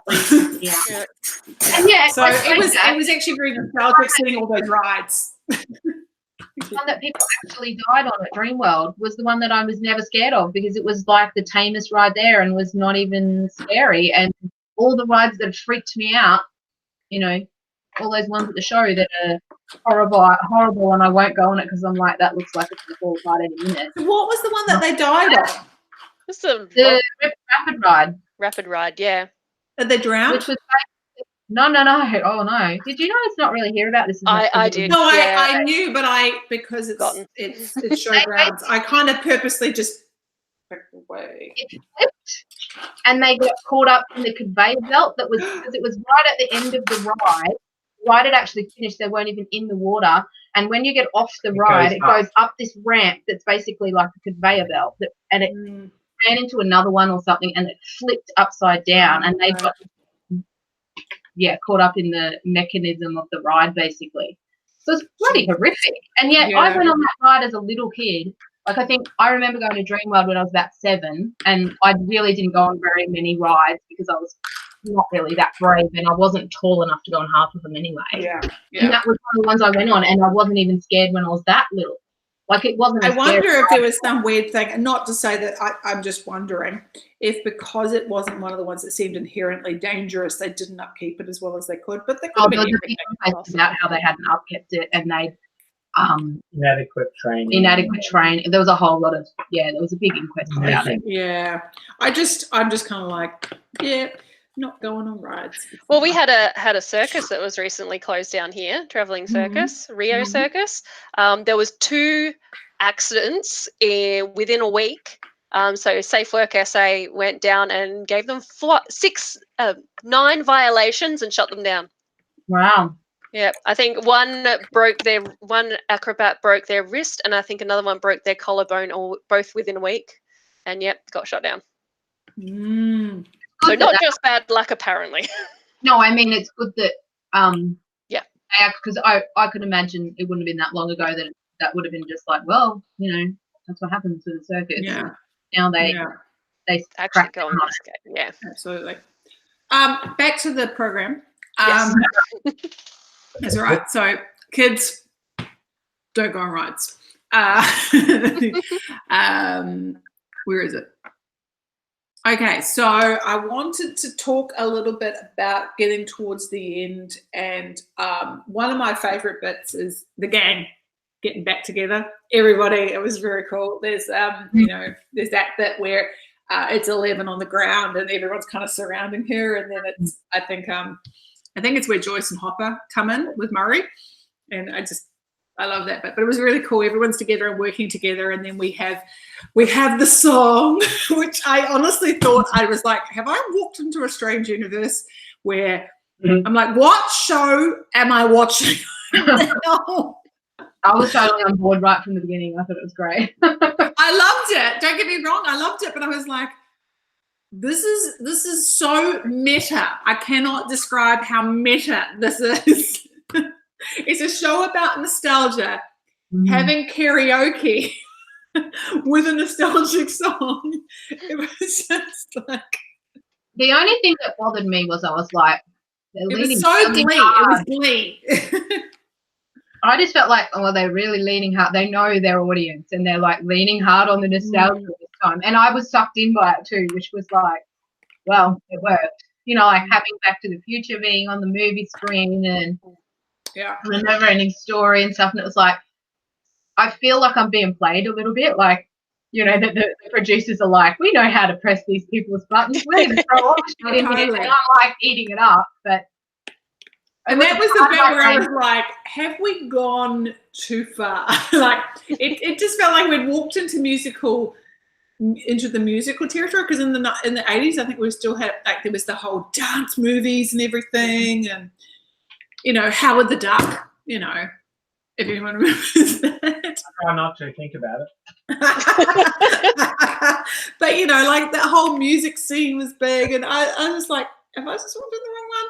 But but saying that, good song to sing along and do stuff with. So, but it was. That movie in ages. I need to rewatch the It's good. It's good. I nearly. And then I was like, one of the things I nearly did, I actually looked into it and I was like, oh well, I've read it. Is it worth a reread? I nearly picked the Neverending Story to read. Oh, You'll really? be happy to know that when I told my friend that you asked if we sang a duet of Neverending Story, I was sort of going do do do do do do, and we both went ah, and then got to there and just cracked up laughing. It was very cool. Someone's got a hit called Dusty Buns. That was me. She called me Dusty Buns because I went to get food and I was saying food has been acquired over, and she says, copy that, Dusty Buns. It's okay, Susie Poo. I was like, oh, good Lord. It was kind of cringeworthy and cute at the same time. Yeah. But the reason it wasn't worse, sorry, I'm having my yo-yo, is because the two of them could sing. Yeah. Like, I was like, you're both really good. Really good. Yeah. You're both really good. Even Max and Dustin at the end were really good. Max and Lucas. I know, because I was like, they were saying when they were abusing them and going, you two are really good. I'm like, this isn't a mockery. This is just you two showing off how good you are. Yeah. Yeah, I was thinking exactly the same thing. I was like, okay, this is just lots of people showing how good they are at singing. Sorry, Matt? I said Susie is perfect, so it's okay. She's Phoebe Cates' level of perfect, but better. Yeah, Hotter. I had to Google who that was. Oh, 'cause I really? didn't know who she was. I don't even know. I meant to be. I She's know that, Mrs. Kevin Kline. There you go. I know the scene like she's getting out of a pool in I forget what movie it was. Fast Times at Ridgemont. I've seen that scene a bunch of times, and I was like, oh, she's the getting out of the pool chick. I know that chick, but I did not know who she was. She's so I know I actually have Fast Times at Ridgemont High because I'd never seen it, and then I rewatched it not rewatched it. I watched it for the first time like 10 years ago and didn't think much of it. I have to give it another rewatch because it's Martha Coolidge who actually directed one of my favorite movies, which is Real Genius, and so I must give it another watch. But she is Drop Dead Fred. I just saw that. Yeah. I was going to say, there's people here who would probably remember. I kind of got frustrated because that's apparently in Gremlins as well. Yes, Gremlins, Drop Dead Fred, and sorry, I'm showing my age, and Mel isn't here to back me up. God, what was the name of the thing? Was it Silk? No, what was it called? Oh God, it was this mini series, and she played this like Eurotrash accent woman in it. What was it Lace? called? Yes, there's a series called Lace. Yeah, I just looked her up on IMDb. There you go. You're close. It was a fabric Lace, and it was kind of great. No, when I googled her, I was like, oh, she's the chick from Drop Dead Fred, and I remember now, I saw that movie at the movies, and I remember thinking it was the funniest thing I had ever seen in my life. And then I love back on it as an adult, I'm like, oh God, it's so terrible. I was older than you, and I went and saw it because I loved Rick Mail, and I hated that movie because it's every anxiety I had and still have coming to life. I'm like, oh my God, it's all chaos. Oh my God, things aren't in their place and there's shit everywhere. And oh no, like I was very, it was anxiety. When it came out, I was 8 years old, so I was probably I was in my age. teens, and I already liked things to be just so. Yeah, So, I was just the right age too, I think, because you were the right age. I was too old. What year did that movie come out? You've got the 91. 91. So I would have been 11, so probably maybe a little bit too old. But I was kind of like, I remember seeing it at the movies and thinking it was so funny. Fart jokes are still funny. It was on TV not that long ago, like a few years ago. And I think I just seen it announced they're playing it. They're replaying it at one of the theaters near me somewhere, or in the city. Don't go. Don't ruin it. I reckon I've got it on DVD in a box. It's expensive enough going to the movies. Spend your $25. Well, I do.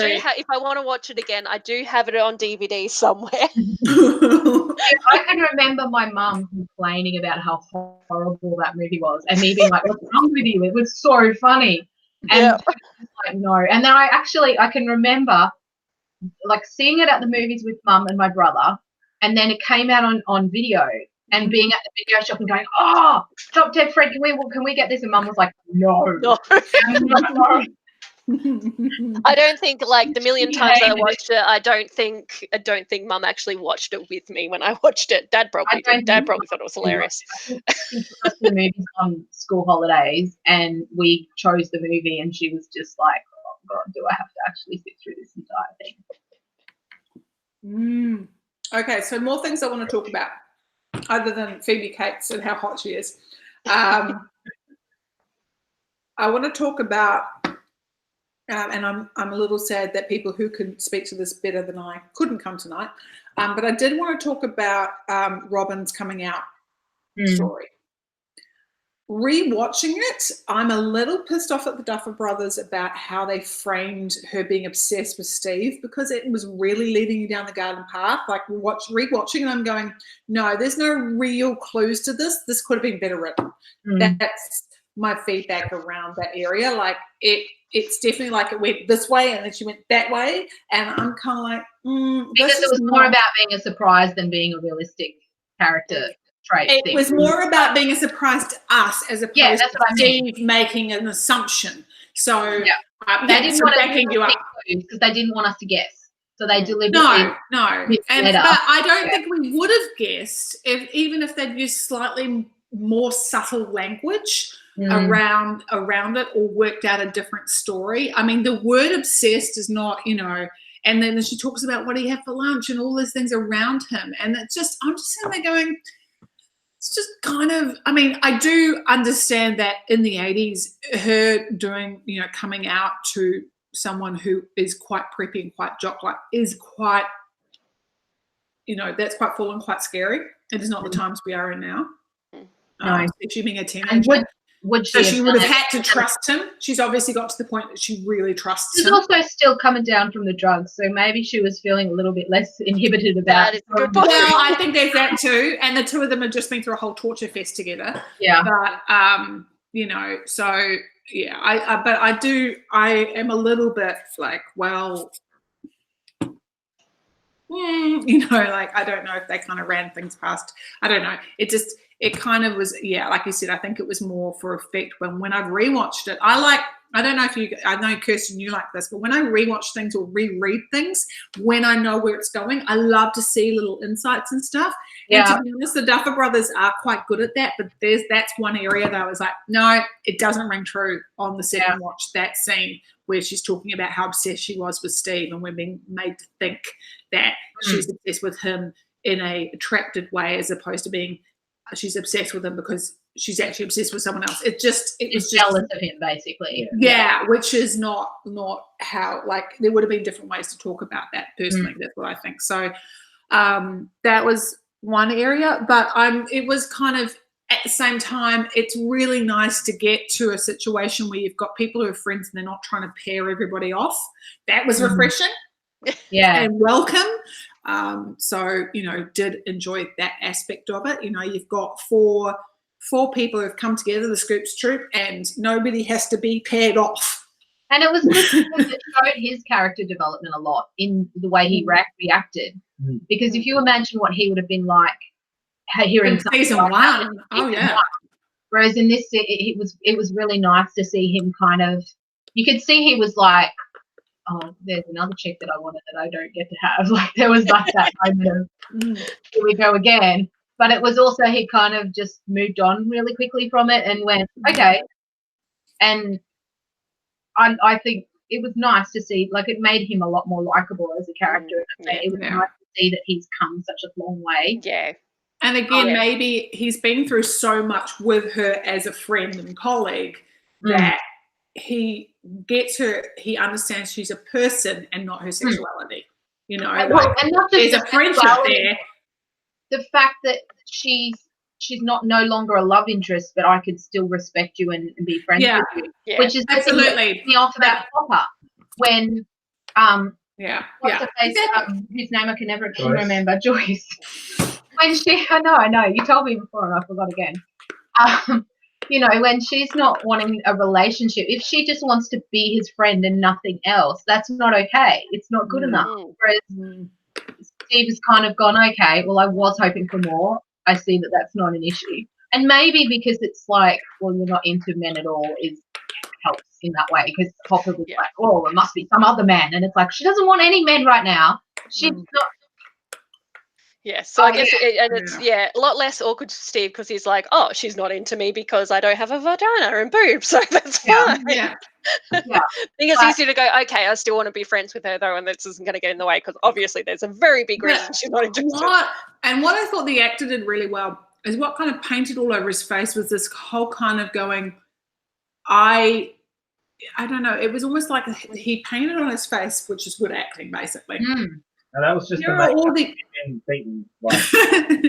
But he had this look of, all these assumptions I make, I just need to check myself. I do this. He always had that look of going, I do this time and time again.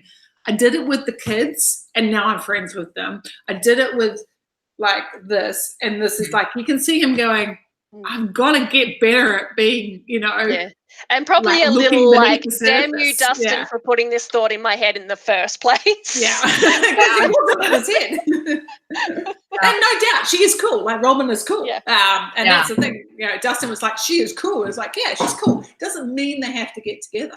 You don't have to be. But then saying that, Dustin is a 13-year-old boy, so and he's so happy to see you poo. I like the sort of towards the end where they're at the video store. Mm. And like, And he's like, it's like a flip where he's like the buffoon that she's like has to vouch for him, whereas he's always been like the jock and the most popular boy at school and the one that's cool. And now it's suddenly like you can't answer any questions about movies and you look like an idiot. And but this is like, you know, whatever, 3 months or something down the track from where the battle ended. I think it's about that kind of time frame. But like, they're obviously still friends and hanging out. Like, it's not a character relationship that just ended. Like, this is which to go on. It wasn't one of those. What is it like? What movie is it? Speed, where it says relationships that are formed in intense situations don't last, or something like. Which is honestly such bullshit because. Because people who have shared trauma or shared heightened experiences often need to come together to, you know, like I think about, we're on the air, but I'll say this anyway. I think about a workplace that I was in, and we had this amazing, all of us that were there, we had this amazing year together. It was incredible. And then the next year it was just this trauma fest. And we always, you know, we all got together, like quite a few of us, like I think about 15, 20 of us got together, someone organized a drinks thing.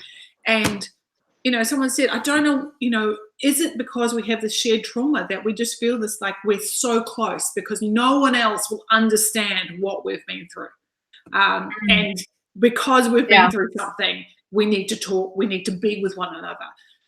You know, like it doesn't just go, like that's the thing about trauma. You just can't sweep it under the carpet because it actually becomes, you build the next phase of your life becomes part of the building blocks of it. So, you know. And yeah, you're right about that thing of nobody else really understands. It reminds me of in Lord of the Rings, right at the end, the hobbits are all sitting in the Green Dragon and drinking beer, and everyone, all the other hobbits are around and stuff, and they're just kind of looking at each other, and you're like, there's this like lovely little moment where you can see that they're like, we've been through some shit. All of these people around us have no idea what we've been through, but we've got this. I don't know. Yeah. And that's what I think is definitely true about Robin and Steve. It's like, yeah, like they saved the world together. That's huge, you know. So at least another 2 world saves to come to that. Oh yeah, of course, no doubt, no doubt. Plus, they got drugged together, you know. And there was that brilliant bit where they get locked in the same room and there's scissors, and it's just this really beautiful meta tongue-in-cheek moment where he said, did they lock us in a room with scissors together? I know, idiots, right? It's so good. Oh, that whole bit when they were drugged. Yeah, it's gonna work. Yeah. I love it.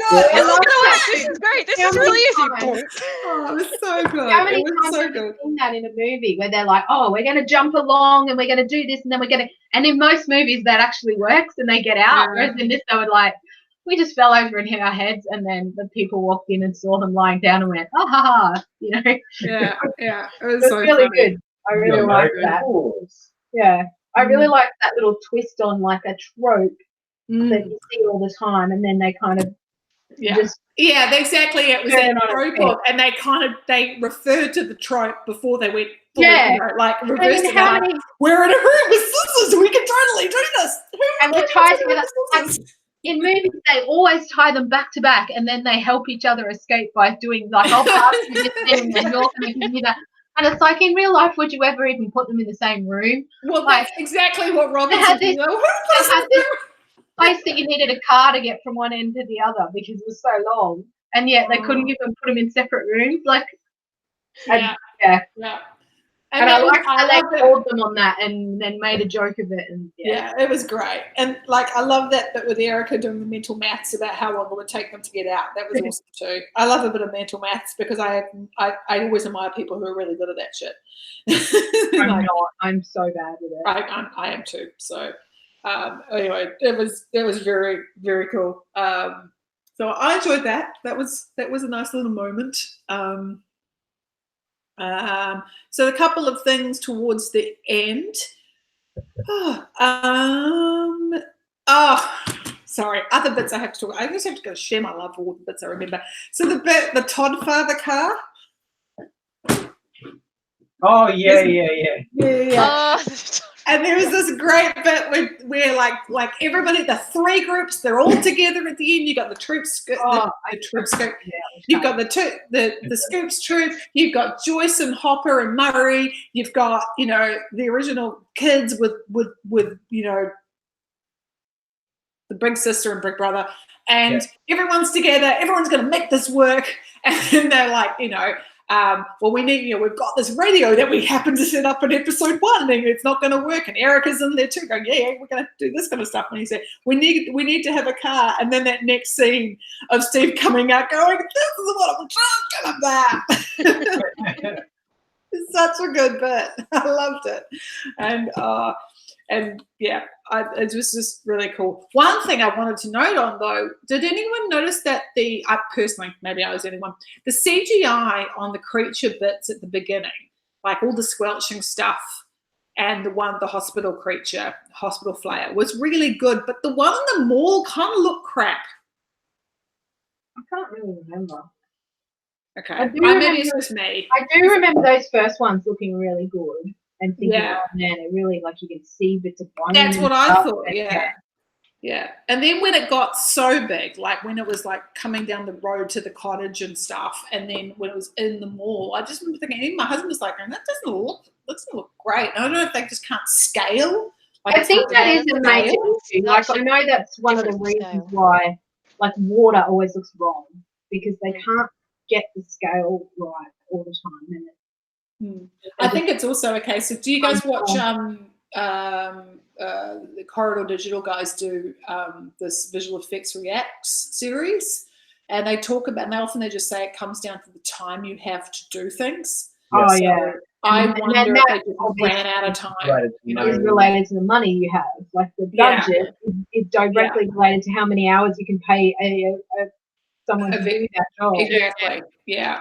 And I don't disagree that they spent the time, the budget in the right area, which is on the suspense, on the disgustingness, all at the beginning. When you get to the fight at the end, they maybe haven't put as much effort into it, because at that point it's you're in the middle of a boss fight, basically. Yeah, and I think too, because you're seeing it from further away and it's huge, and it's like, I think also it depends.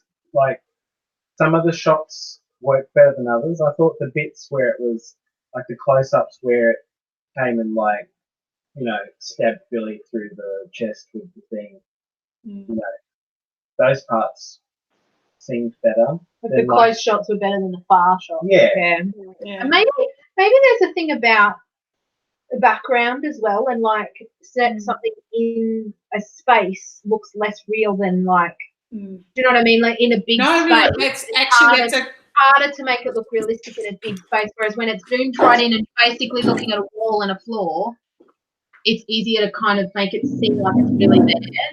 And maybe it's feeling like it's really in the space. Is the issue. Yeah. I think. Yeah. Like, if they haven't accurately mapped the light sources properly, or you go and throw in, like, those weren't real fireworks; they were CG fireworks. So then they've got to go, like, well, do we spend additional time processing to do the light sources from the fireworks? That would be a lot of process. I think, again, that reminds me, it's good to talk about this, because it is reminding me of what I'm learning from the visual effects guys. But you're right, like, they do say, when you are doing it in a space, then the person who is working in that space needs to somehow account for the fact that there is going to be something done in post afterwards. And I think you're right. I think it wasn't lit for that as well as it probably could have been. I think then, what was the bit you were just saying then, Matt, about, what were you saying just then? You were something. Fireworks. About the fireworks? Like where the light, like when cause and effect. Yeah, exactly your point. Like, if the firework goes off, how does it go on? Like, what's the effect of that? So the same thing with the creature. If the creature does this and the light is here, as this moves through the light, what is the cause and effect of doing this? So I think you're right, and I think they possibly that's where the struggle came. They got started as they got the footage, and like they didn't have everything in the can. They just kind of and by the time they got to the end, it was maybe just didn't have as much time, energy, money as they needed, and they just had to pick and choose the places. But I think you've also got that point of it was pretty dark in those earlier shots, like it's basements for God's sake. So and that's again the what the visual effects guys said, like, use darkness to your advantage. So this is good. It's kind of reminding me why it was so hard for them to do it in Starcourt Mall, because it's a really well lit space. It doesn't give away anything. Yeah, especially for horror stuff too. Like there's that old the adage that's like, don't show, tell. Yeah. It's the other way around. Well, the visual effects, you want to do the other way around.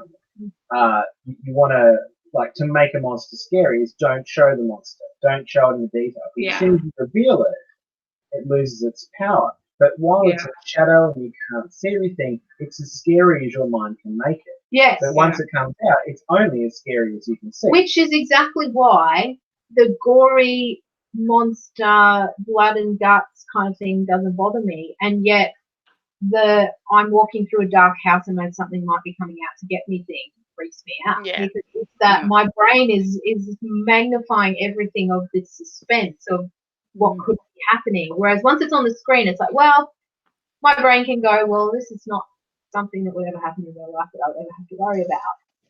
I don't know. It's weird because it's not like I'd ever be going through a haunted house or anything either. But it's just, you don't know. Yeah, it's more like I put myself in the character's shoes, and it's that thing of me imagining what could be coming is so much worse than what's actually on the screen. Yeah. Again, I think it's, and I think that again, the sound effects, the sound design was so good with the squelching. That, like, if you just watch it with the sound off, it wouldn't be anywhere near as disgusting as it was with the sound design, because the sound design was so good at making it revolting. So good. Because I'd be sitting there going, I was actually just like in the second watch, I was going, that's what's getting me. It's the sound. It's like when you hear someone puke, you know. You don't have to see it. You just have to hear it. You're like, oh God.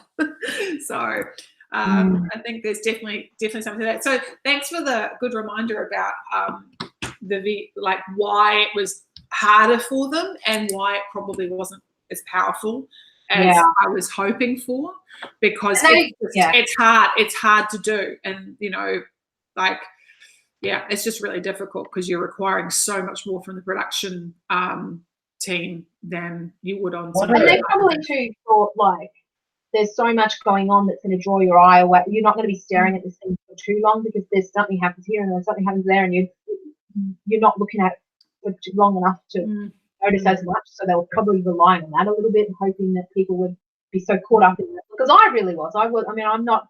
I know Matt really watches movies to look at the technical side of how was this shot, framed, and how was this movie. I'm not like that at all. I'm kind of escapist. I look at the movie and I'm usually in one of the characters' heads, so I find it easier to forgive those kind of things. But maybe they were hoping that. Maybe the production team was kind of hoping that because it was such a big scene, everyone would be too distracted. I think there was the bits where they slowed down as well, like searching through the gap, that kind of stuff. And it's really only in situations like this where, most of the time you're engrossed in the episode. You might notice it a bit more subliminally, and it's not until you go back and think about it that you start to, talking about it now, that you start to think about, why didn't that quite, I didn't think about it too much at the time, but now that I think about it, something didn't quite work. And what was it? And you start thinking about it. If you never go back and think about it, if you're just thinking about it in the moment, then it's, you're not really. Yeah. And look, it wasn't Henry Cavill's moustache at the end of the day. So, so two other things.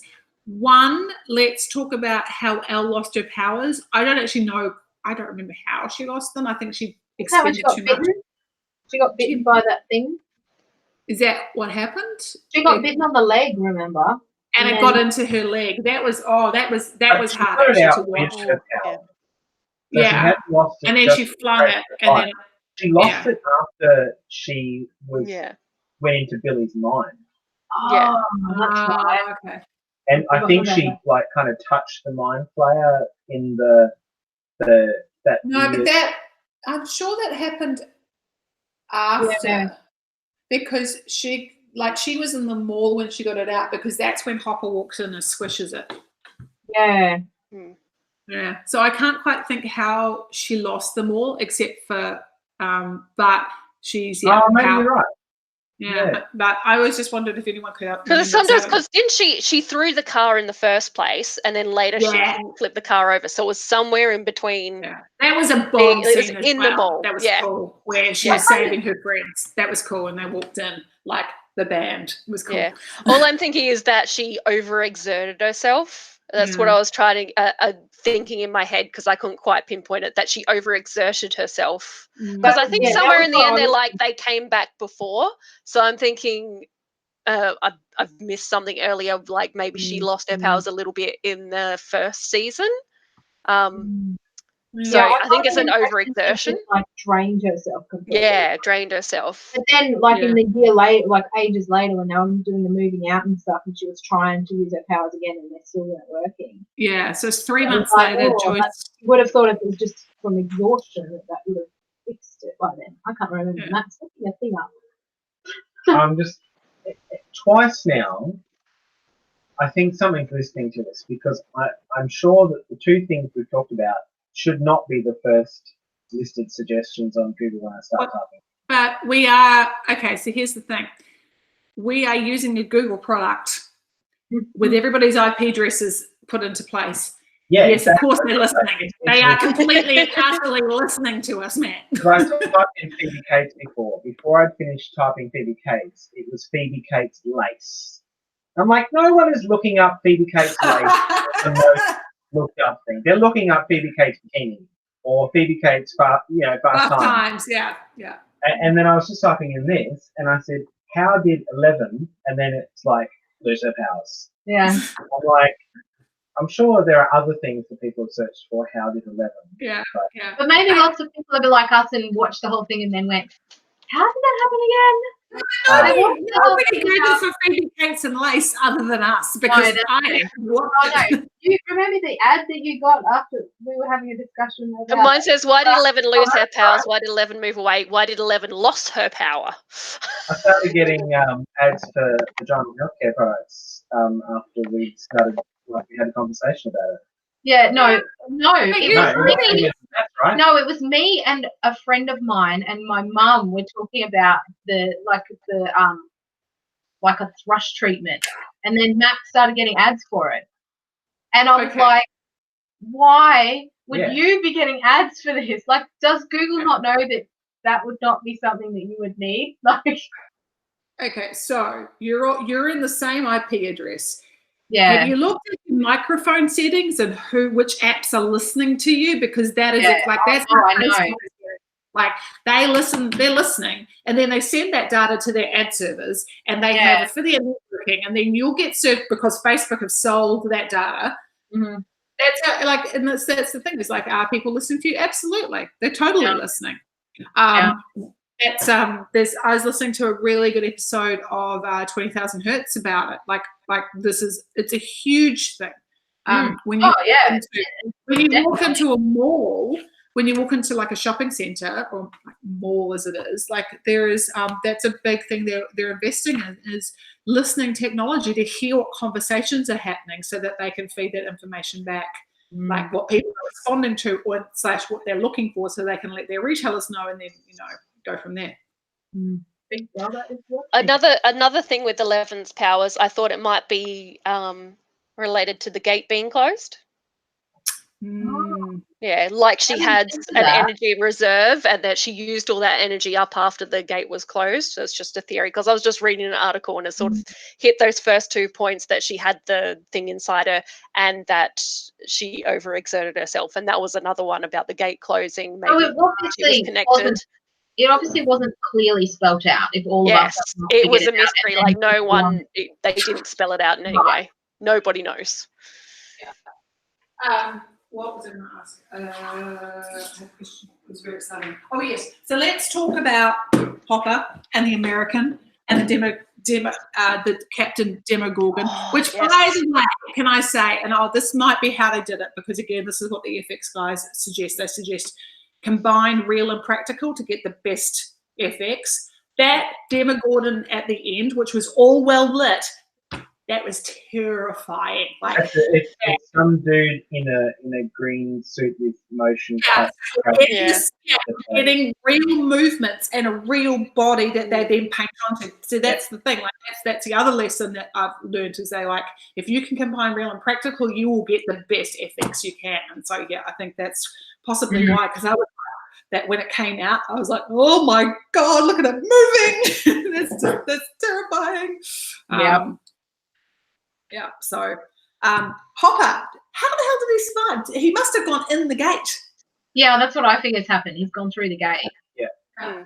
Well, we don't know that he survived. We're just assuming he wasn't. They just said no. They just said the American. But I was already thinking. Now, I was reading an article about who else could be the American. Right. Okay.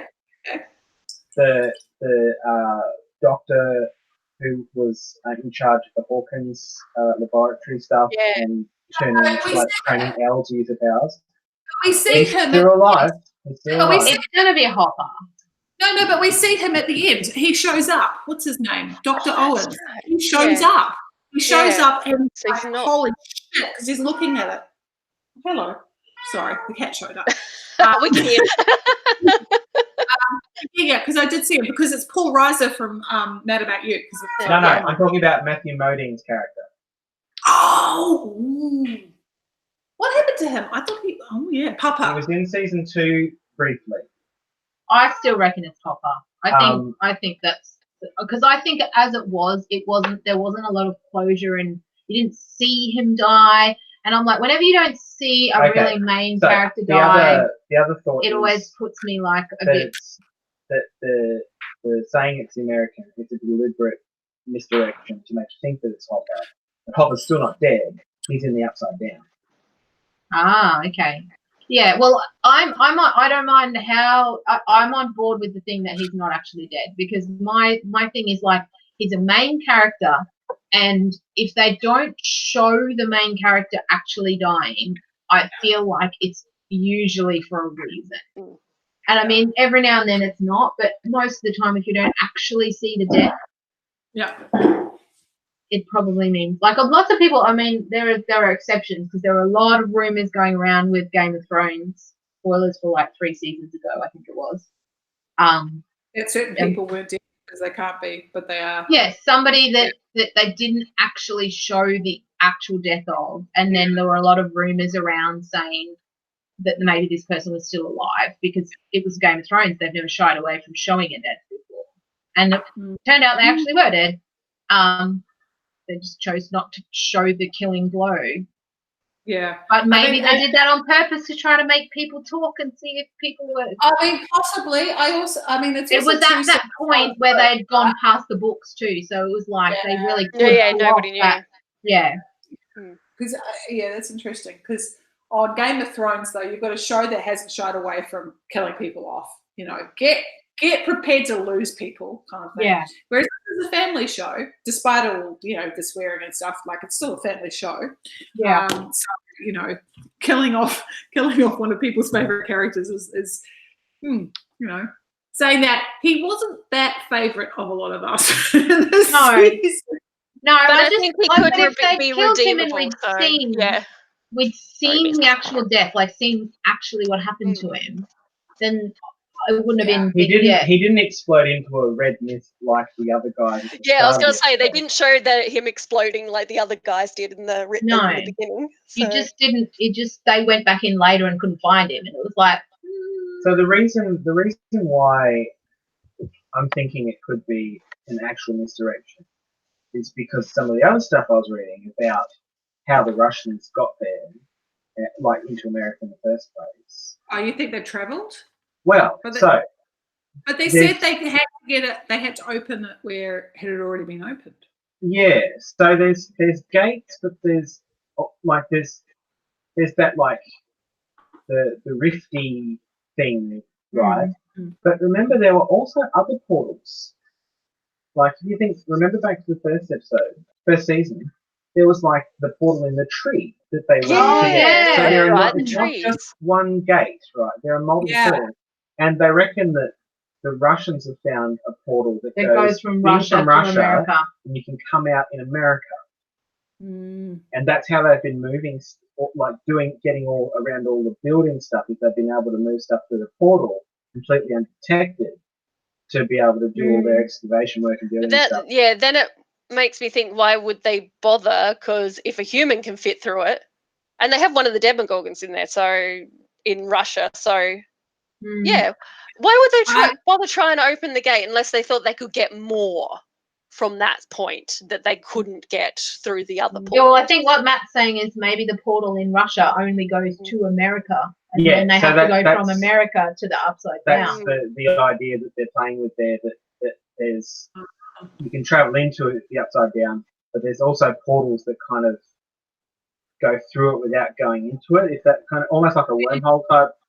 Type thing. But at the same time, they've got the Demogorgon is in Russia, so yes. Yeah. And even if they didn't have the portal completely open in Hawkins, did they? And I can also say from a scientific point of view, they would have learnt a lot from their time in Hawkins.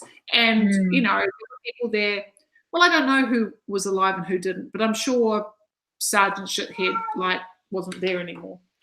Oh, sorry, I just need to do something with this cat. He's so funny. Oh, he's just come to say hello to us. Here we go. Come say hello. There we go. Aww. Still hasn't fully grown back yet. No one needs to see him up. He looks a lot better though. He's so much better, as you can tell from his whiny nature. Oh, Kiki, did you kick Tombo off the cat post? Okay. Yeah, so a captive Demogorgon. Oh, the other possibility I saw mentioned for the American was some of their not sleeper, but undercover agents. Like Russia had undercover agents in America, America had undercover agents. They've found the other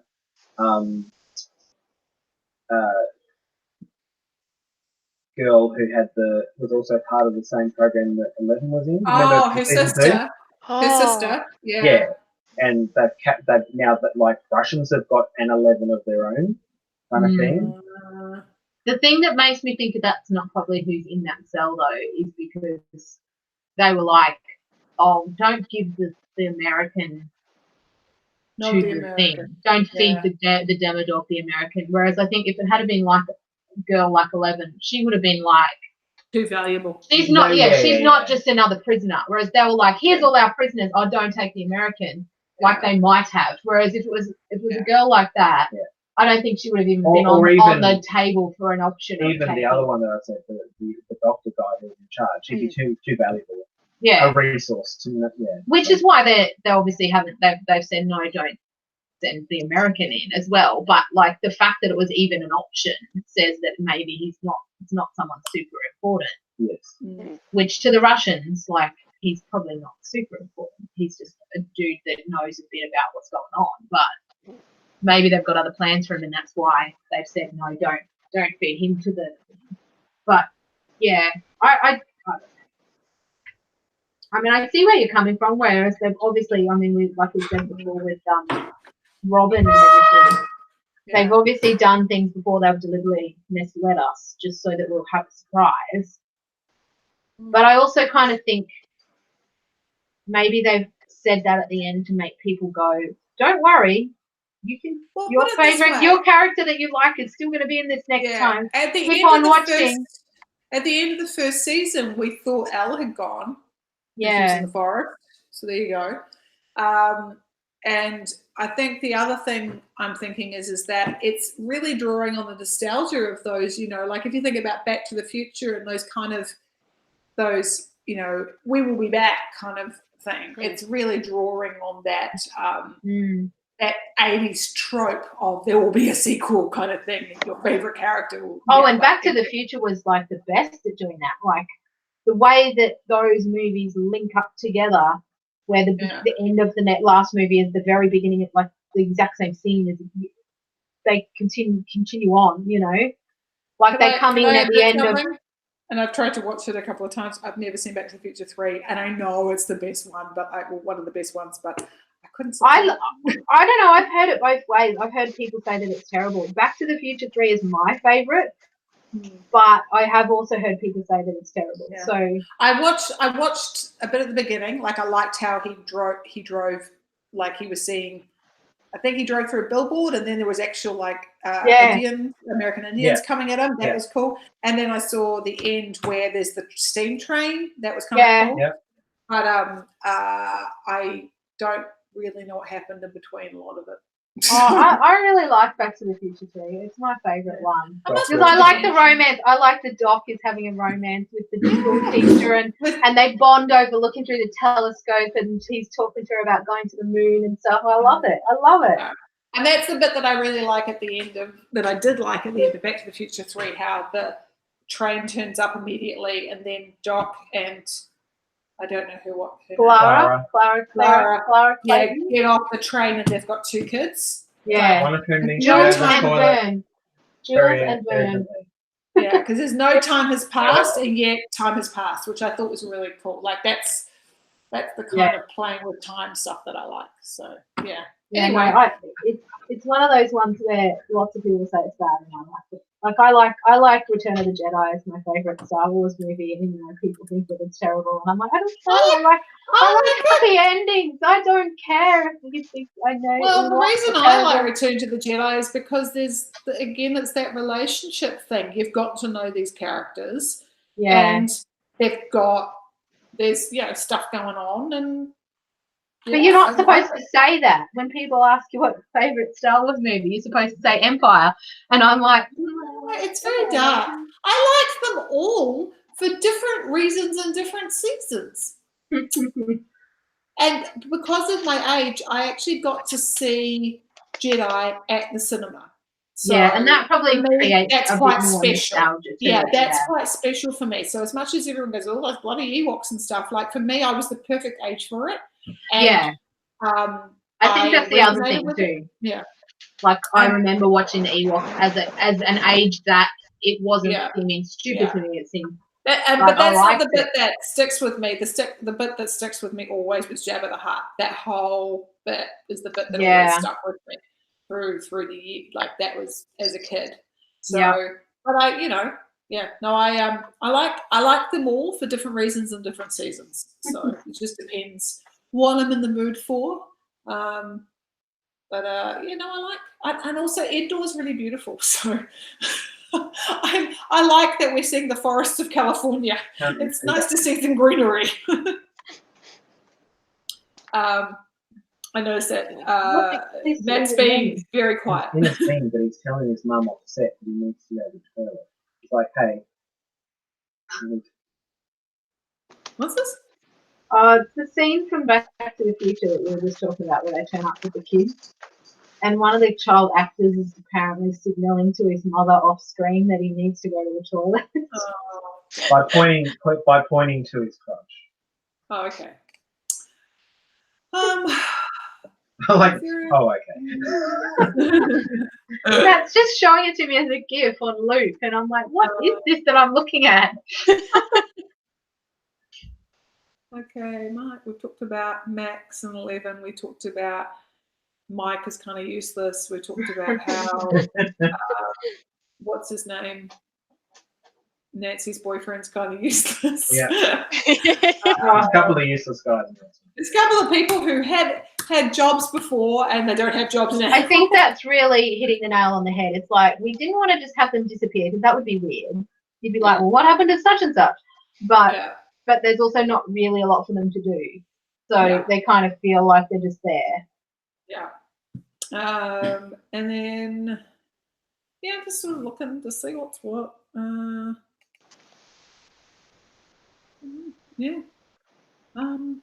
had a question. How did Elle pay for all the clothes that she bought at the? I thought the same thing. Yes, that's what I was thinking. I was like, well, I didn't think Max had that much money either. Like, their family didn't seem to have a lot of money. I was like, God, as a child, I didn't, like, at that age, I never had enough money to buy one outfit, let alone. My mother wouldn't have done that. She would have she would have said, okay, well, what does it cost? Do you need me to come? Like, she would have come with me. I mean, I know it's a bit different in America because often, there's all, and maybe it was just the movies, but they always talk about parents giving their kids their credit card.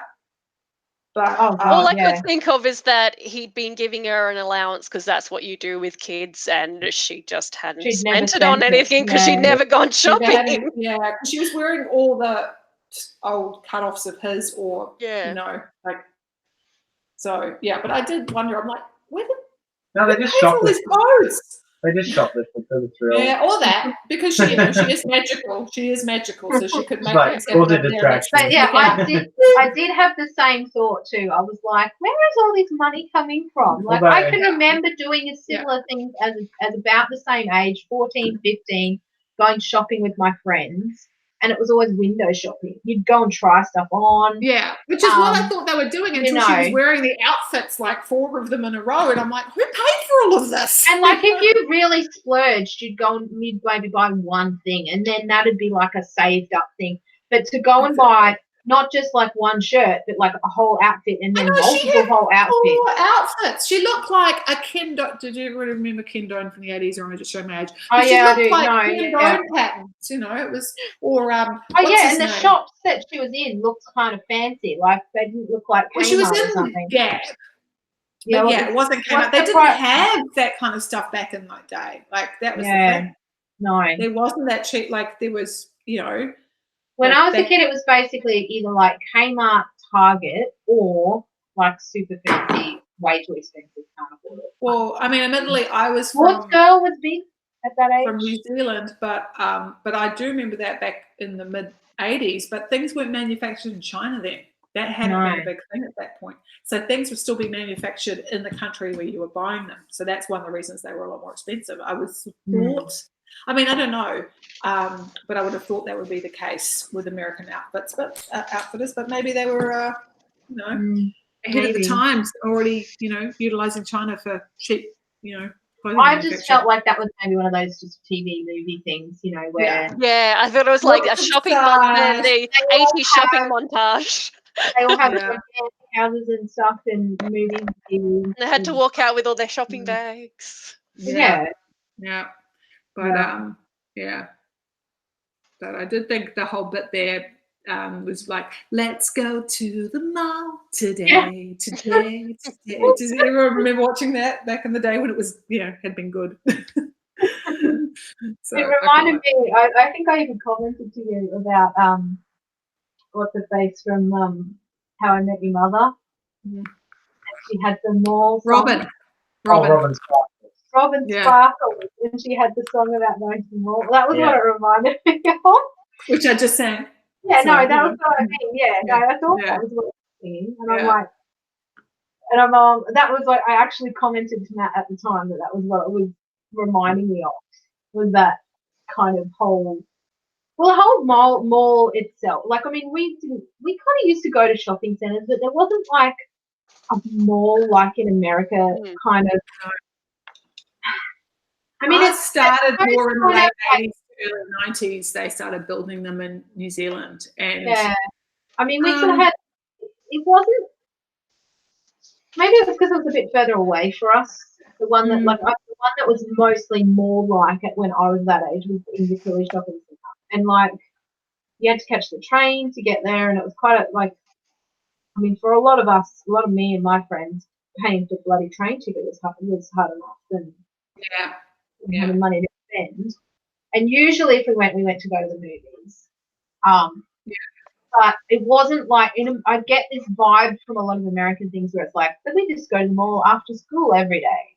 Yeah, and that's something I did think they did really well with wherever they found this mall to set up as their location, and they filled it with extras who were like hanging out and stuff. It was just like the movies of that. Like I even think of like Clueless in the 90s where they're all just hanging out in the mall after work, after school and stuff.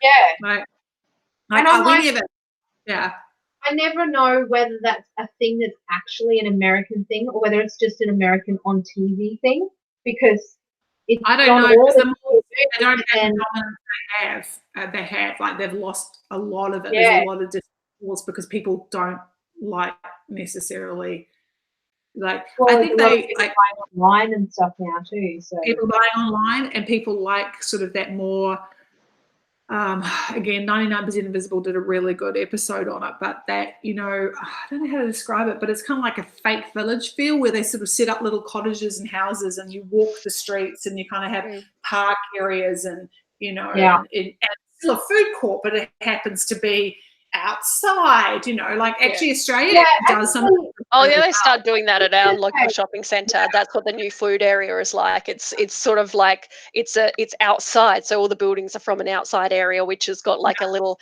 one of those little heaters and like lots of benches and all these sort our of things. local shopping centre's kind of like, it was only fairly newly built, you know, in the last 5-10 years. It was less than 10 years.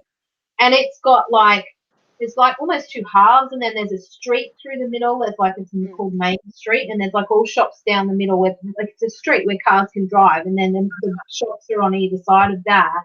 And then there's like outdoor parts where they've got the food courts kind of Let's have a sort more of in and traditional out. food court too. There's like there's a sort of it's quite small though, the ordinary food court, and then the main part where they've got most of the food places is kind of like in a courtyard. There's a big fountain in the middle, so yeah, it's kind of trying to move away from that. It's one big building that everything's on the inside of kind of thing.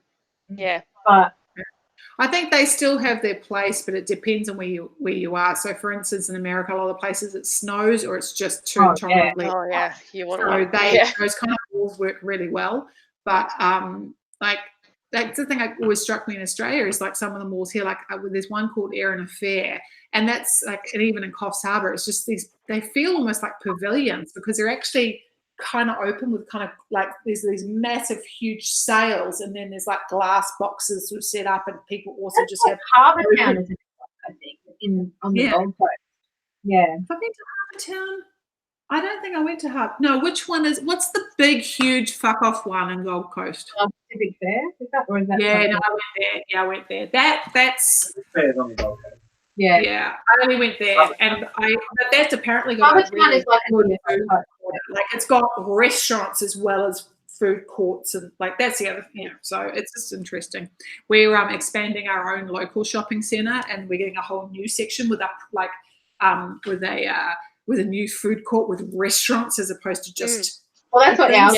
Yeah, that's the same with ours. It's the extra shops are all restaurants. Because I'm kind of like, we're actually now that we're a family, we're exactly the kind of people they're catering to, because we're like, no, we want to not just go and eat like the curry that's been sitting in the Bain Marie for 12 hours, but we can't go to a restaurant because we have a child who's on the spectrum and all a bit, you know. So, but you know, like the pizza place, that's perfect for us, you know. Well, that's like what we like the place that we have. Like, I mean, they have places like Guzman and Gomez and Grills. There's a Thai place. There's a beach house, which is like a chain. Burritos. Nando's. A Nando's. There's an Indian restaurant. There's an Indian, Centro. It's not really a restaurant. But it's in the same. But yeah, like we can. There was a Chinese one that's now kind of a mixed Asian one. Malaysian it was originally a Yum Cha restaurant, and now it's called an Asian fusion restaurant. Oh, got one of those as well. New spots. Yeah, but I mean, it's nice, and for the same reason you said, Sarah, because we can kind of take the kids out and feel like we've gone out to dinner. Like we're not sitting at a table in a food court and eating McDonald's. We've actually gone to a place where we're eating out, and yet they're not fancy enough that they're going to be mad when the kids are not perfectly behaved, you know. And our kids aren't too bad, but it depends on the day. Sometimes I'm like, oh, they're so good. We took them to a Spanish restaurant at South Bank, and I was so proud of them because they were both so good. And yet then last night we had dinner at our place, and we had guests over that not like my friend always comes to visit, but her husband came this time, which he doesn't normally. And she always tells me how he thinks at her kids for their lack of table manners. And my kids were disgusting. They were so silly and like they were showing off, basically. But like, it's always hard. Matt had to actually take Claire out off the table, like from the Not table. off the table. Talk about showing off. Take her off the table and take her and put her in a room, which we never have to do at dinner time. But she was just like, my friend Adam is here, so I'm going to act crazy. Mm. And yeah, it's nice to kind of feel like it's not the sort of place that you're going to get kicked out of because your kids are too noisy. And Yeah, and that the food can come out reasonably quickly because they don't have a menu that's, you know, yeah, you it's don't know, it's like, do people not realize? Like, you know, when it's a decent restaurant, like not when I say decent, I mean a place that knows children. When they bring the children's meals out first, Yes. like bring the kids' meals without entrees, because Jesus, at least then they've got something to play with, even if they're playing with their food for the rest. Like they're sitting there. We went to this place at Noosa, and it was really fancy, and we sat down, and I was kind of like looking at the menu and stuff, and like, oh, we should maybe not have brought the kids here. This is kind of fancy. And they were brilliant. They brought them out colouring books.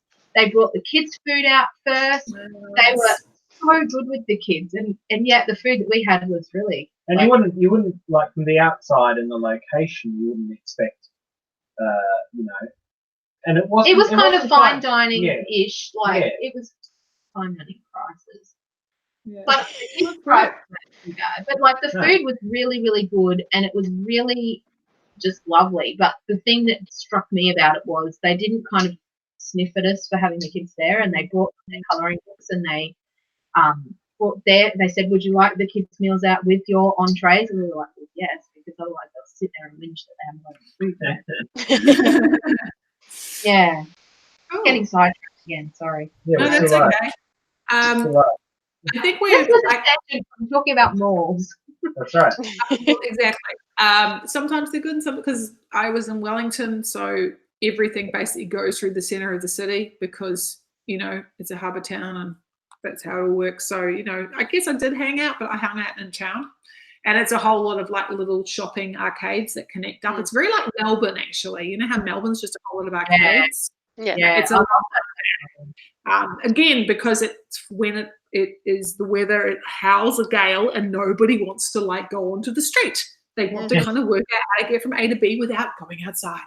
Yeah. So there's a bit of that. I think maybe that's why malls have grown up, is because the suburbs don't have a place like that. Like if you're in the city, well, you've got those kind of places whereas there's this, you know, and particularly in the 80s when this was all booming, was when suburbs were really booming and lots more population was going into those areas, and then those populations were like, we don't want to drive all the way to the city, but we want out a place like this for us, kind of thing. And they can't. Yeah. You think about. I don't even think about what this area, like this was bushland where we are now in the 80s. Like it's the amount of population growth in that urban sprawl that's happened from the 80s to now is phenomenal. I don't know about Is there anything else we want to talk about on the show? Let's have a look. We watched a YouTube thing that was really cool. That was like, what was it? It was something like, it was one of those top 10 videos.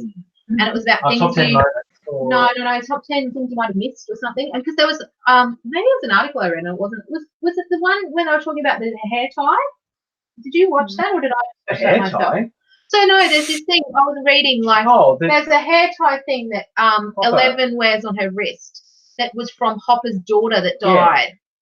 Oh wow! I never even noticed this when I was watching the show, but they've got pictures on this thing that I was. Maybe it was an article and not a. No, we did. Yeah, because it was like there's in the photo of his daughter, like she was wearing it, and then he was wearing it in the earlier seasons on his wrist as like a remembering of his daughter, and then in this season, 11's wearing it. And I was like, this is a really cool little. I thought it was a really lovely little moment to show that he views her as his daughter. But I never picked up on it until I saw the thing. So it's like production design have this nice little growth there, but then they don't explain how she gets her outfits. But there was a few cool things on that list that I was like, oh, I didn't notice that, but that is cool. When you said that, like, I'm sure this season, that episode, like, this is the first time he said, my daughter.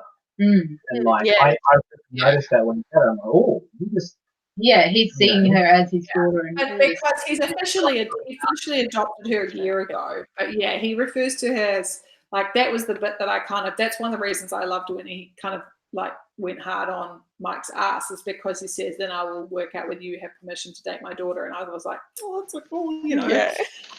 The thing with the haircut was really, I thought it was very so cool. sweet. And then little in the letter, yeah. And then in the last bit, where in the letter, when he says, you know, please do your old dad a favor. Is it old dad or old man? I can't remember. But you know, please leave the door 3 inches. And I was like, no. I'm sure I wasn't the only one that was tearing up when that said Oh, cry like a baby. Yeah. Totally. Very cool. Anybody else we haven't talked about? I kept thinking to myself, you know, where they were in the buyer's house when it was getting attacked, and like things were coming in the roof and coming in the window. Oh no, that's that was the cottage. Oh no, the cottage. That was Hopper and Eleven's cottage. Yeah, that's right. And I just kept thinking to myself, why the hell doesn't it just do all of them at once instead of just because apparently gravity still affects it. Like it still needs something to prop it up, you know. Yeah. I thought something just went to attack your hand because the tail just went woof around your arm. Sorry. That would be. Then the butt showed. Then the butt showed, and I knew what it was. Sorry to the world. But he's so cute. Yeah, but not that bit. Not that bit. Oh yeah. Also, does anyone remember in season 1? Oh God, Kat. No, I'm telling you. In season 1, Hopper, in the first episode, I'm sure he wakes up in a house that's like on a pond or a lake. Like it's not the cottage. It's not. That's where he goes with 11 to keep her safe, because it's like where he goes to hunt and stuff. But then they're living there, and I'm like, why are you still out in the middle of nowhere? Like, or is that because the production crew built the set and they were like, oh, well, that was a real house and we can't be bothered to go back there? Like, because I was like, this was. I'm sure he lived in that in the previous season. I'm sure I saw him going out and standing and looking at like, I'm going to have to look at this. Because I remembered that, but maybe I'm just, misremembering things. Season 1, Hopper's house. Do they just change it and think? Oh, no, you're right. No, you're right. Okay, so apparently he lived in a trailer. Okay, that would explain why he then goes and lives in the cottage. Okay. Yep. Yeah, no, that makes much more sense. Yes, because they can't live in the trailer. Oh yeah, but it's like the trailer's on a lake, which looks nice, and it's actually a really big trailer. Probably not enough for a teenage girl though.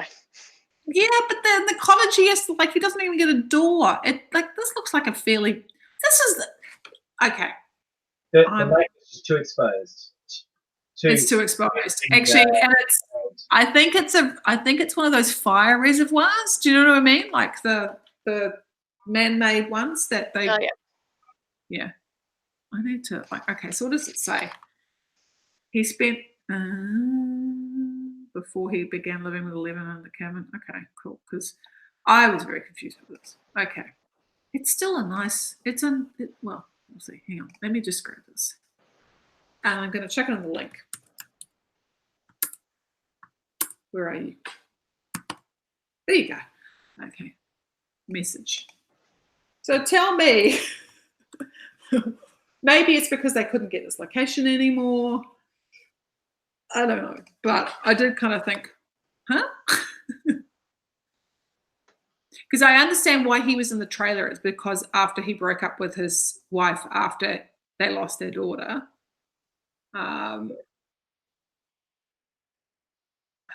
Yeah, there we go. Yeah, it is a very big trailer, isn't it? Yeah, right. I'm like, I know people who have houses smaller than this. Yeah. Like, it's not a bad size, like, plus nice location. I don't know, but you're right. You're probably right about the exposed. By the way, when he must have got some money to put a road in. Yeah. Did you guys notice that? Or is it I just did me? not. No, I did not. notice Okay. that. So in the second season, the reason they're living out in the cottages because he has to gives instructions to Joyce, Nancy, and Will's brother. Jonathan. Thank you. To He's so forgettable. We can't even remember his name. I can't remember anyone's name, so that's probably. Do you know that they're a couple in real life too? Oh, yeah, really? yeah, I think they're married actually. Because I was watching some interviews with them, and she's just fiddling with like rings on her ring finger. So I was just like, oh yeah. And he's British. Did you know that? Oh, really? No, I didn't know that. What do you A mean few when of them are. Yeah. Because I was watching one, you know that thing they do. I don't know if you've seen the videos where they have like not autocorrect. It's wired Autocomplete. to a series of Autocomplete, like the yeah. autocomplete thing where they have like the Google Google searches searches. that come up when they like and there was like I was watching a few of them. I watched one on Stranger Things and then YouTube recommended 500 others. So and I was like, half these people are British. I didn't realise this. Yeah. One of the other things, I've just been flicking through this video of it on silent so that I could try and remind myself. One of the fights in it that Hopper does is like lifted straight out of Die Hard. It's exactly from Die Hard. Like except in Die Hard he ends up winning and in this one he doesn't. Which was quite funny at the end. Oh, yeah. Sorry, I'll wait. I was just going to say, like in the clip that we watched, they kind of did the bit from Stranger Things and then did the bit from Die Hard, and I was like, oh, it really is exactly the same, except at the end, McClane wins at the end, whereas Hopper doesn't. The bit where they're fighting the Russian guy in the lab at the end. Yep. When Joyce picks up the gun and throws it to Hopper and just like completely misses the mark and it like spins off and he just gives it a look of like, what the hell was that? Was not scripted. She was meant to actually throw it to him and he catch the gun. And she was just she was just so bad that she couldn't throw it to him. And so they kept it in. Yeah, the bit that I'm talking about is Hopper's got his gun to the back of the Terminator guy's head. And the Terminator guy says, "You're a police officer, you won't shoot me." And even the line is directly from Die Hard. Yeah, it is. Yeah, I remember that. I do remember thinking that's like, why? Because you're a police officer. Yeah. Not Alan Rickman. But yes. The other thing I wanted to point out, so as I said, like, is it season 2 where Steve loses against Billy, and then Steve wins against the Russian in the comms room, and Billy does you like, It's just this fantastic throwback to like that whole thing. Yeah. It's kind of like, I just was like, that's Because I think earlier he's picking on him, going, "You've never won a fight." Dude, you want to fight? Yeah, it's very cool. So very, very cool. Yeah. I think, whose house is that? Yeah, the other one, I'm just playing the video through and trying to remember the things they said. One of them was like, you know how Dustin sprays the hairspray in Lucas's face at the beginning? And it's the hairspray. It's the hairspray that Steve gave him for the prom when he was like, No, I recognized that. I couldn't remember what it was, but I recognized the hairspray was from something else. Yeah, totally. Yeah, I remember that. I don't remember anything else. It was all good. I'm thinking of this. It was just. I enjoyed they with the whole New Coke thing, and like where he like the little bit where he's like, "No, I really enjoyed this." I really like, what is wrong with you? Oh, it's very funny. Yeah, like it's new, man. It's gonna stay. Where they had the flare and it was in darkness and you want to add some smoke or stuff to obscure things again a bit as well. I didn't get this, but I should have. I haven't seen that movie. Either of you guys seen Christine, the movie based on the Stephen King novel? No, Stephen King's not my thing. It's about a car that kind of is possessed. Yeah, I've And heard of then, it. there's a scene in it that's like again, sort of like an homage type scene to it. Because that was a movie that scared me because I saw it when I was probably like 11 or 12. Because Dad would go to the video store and get videos and watch them, and not all of them would be entirely appropriate for someone of my age. I watched them anyway. And there's a part in the movie where someone gets into the back seat of the car, and the car kind of eats them with the back seat going like crushing them. And that always freaked me out. I still remember that. Right. No, I watching something where they said, "What's the scariest movie you've ever seen?" And my head was like, went Poltergeist. Oh yeah. Like, I think if I watched that now, I probably wouldn't be scared. But at the time when I watched it, there were moments. The clown. It like I was just like, yep, the clown. Because clowns are fucking scary, man. They're really scary. And not just this was a toy clown in the bedroom, right? Yes, and that I think what was freaked me out too, because it's that childhood thing of you're in your bed and it's dark and all the things in your room are kind of seeming scary just because it's dark, and then like if in the light they would just look like normal toys, but when it's dark and you're scared, everything kind of seems really scary. And the whole like it sort of plays into that same thing of like the scary doll thing, you know. Yeah. Well, dolls are scary. Yeah. Yeah. They're all scary. But yes, no, I'm with you on that. I didn't watch a lot of scary movies because I still I used to like to scare myself, and now I think I can't do it. I used to do it. No, I think Mum said it. when I was little and we watched Gremlins, I'd bury my head in the pillow and go and yell, "I don't like the scary monkeys." It's funny because we've now got a copy of Gremlins. Yeah. I think we got a copy of Gremlins.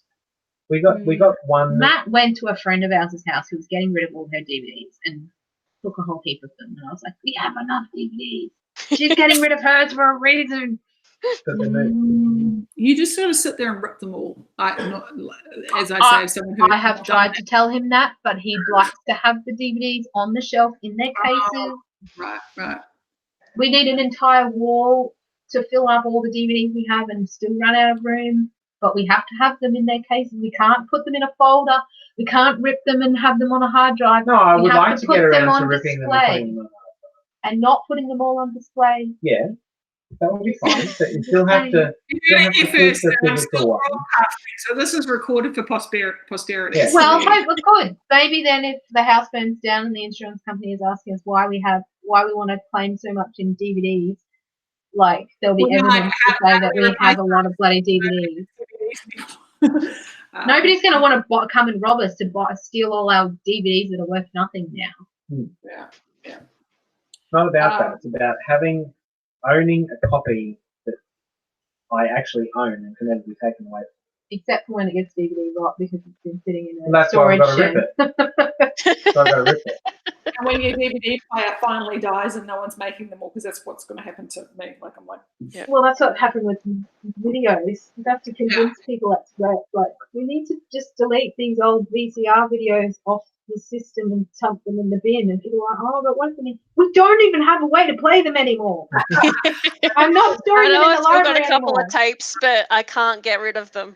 I have, but there's like 2 or 3. So my student days of films I made, they're all on like beta, things like that. And I'm like, I just need to chuck them out. But the only ones I haven't chucked out at school are the ones of the school's Wakakiri performances, because it's like, well, it's not like it's a movie that you can buy again on a DVD or buy some other way. Okay, I'm gonna stop broadcasting, guys. Sorry, I think we finished now. Bring on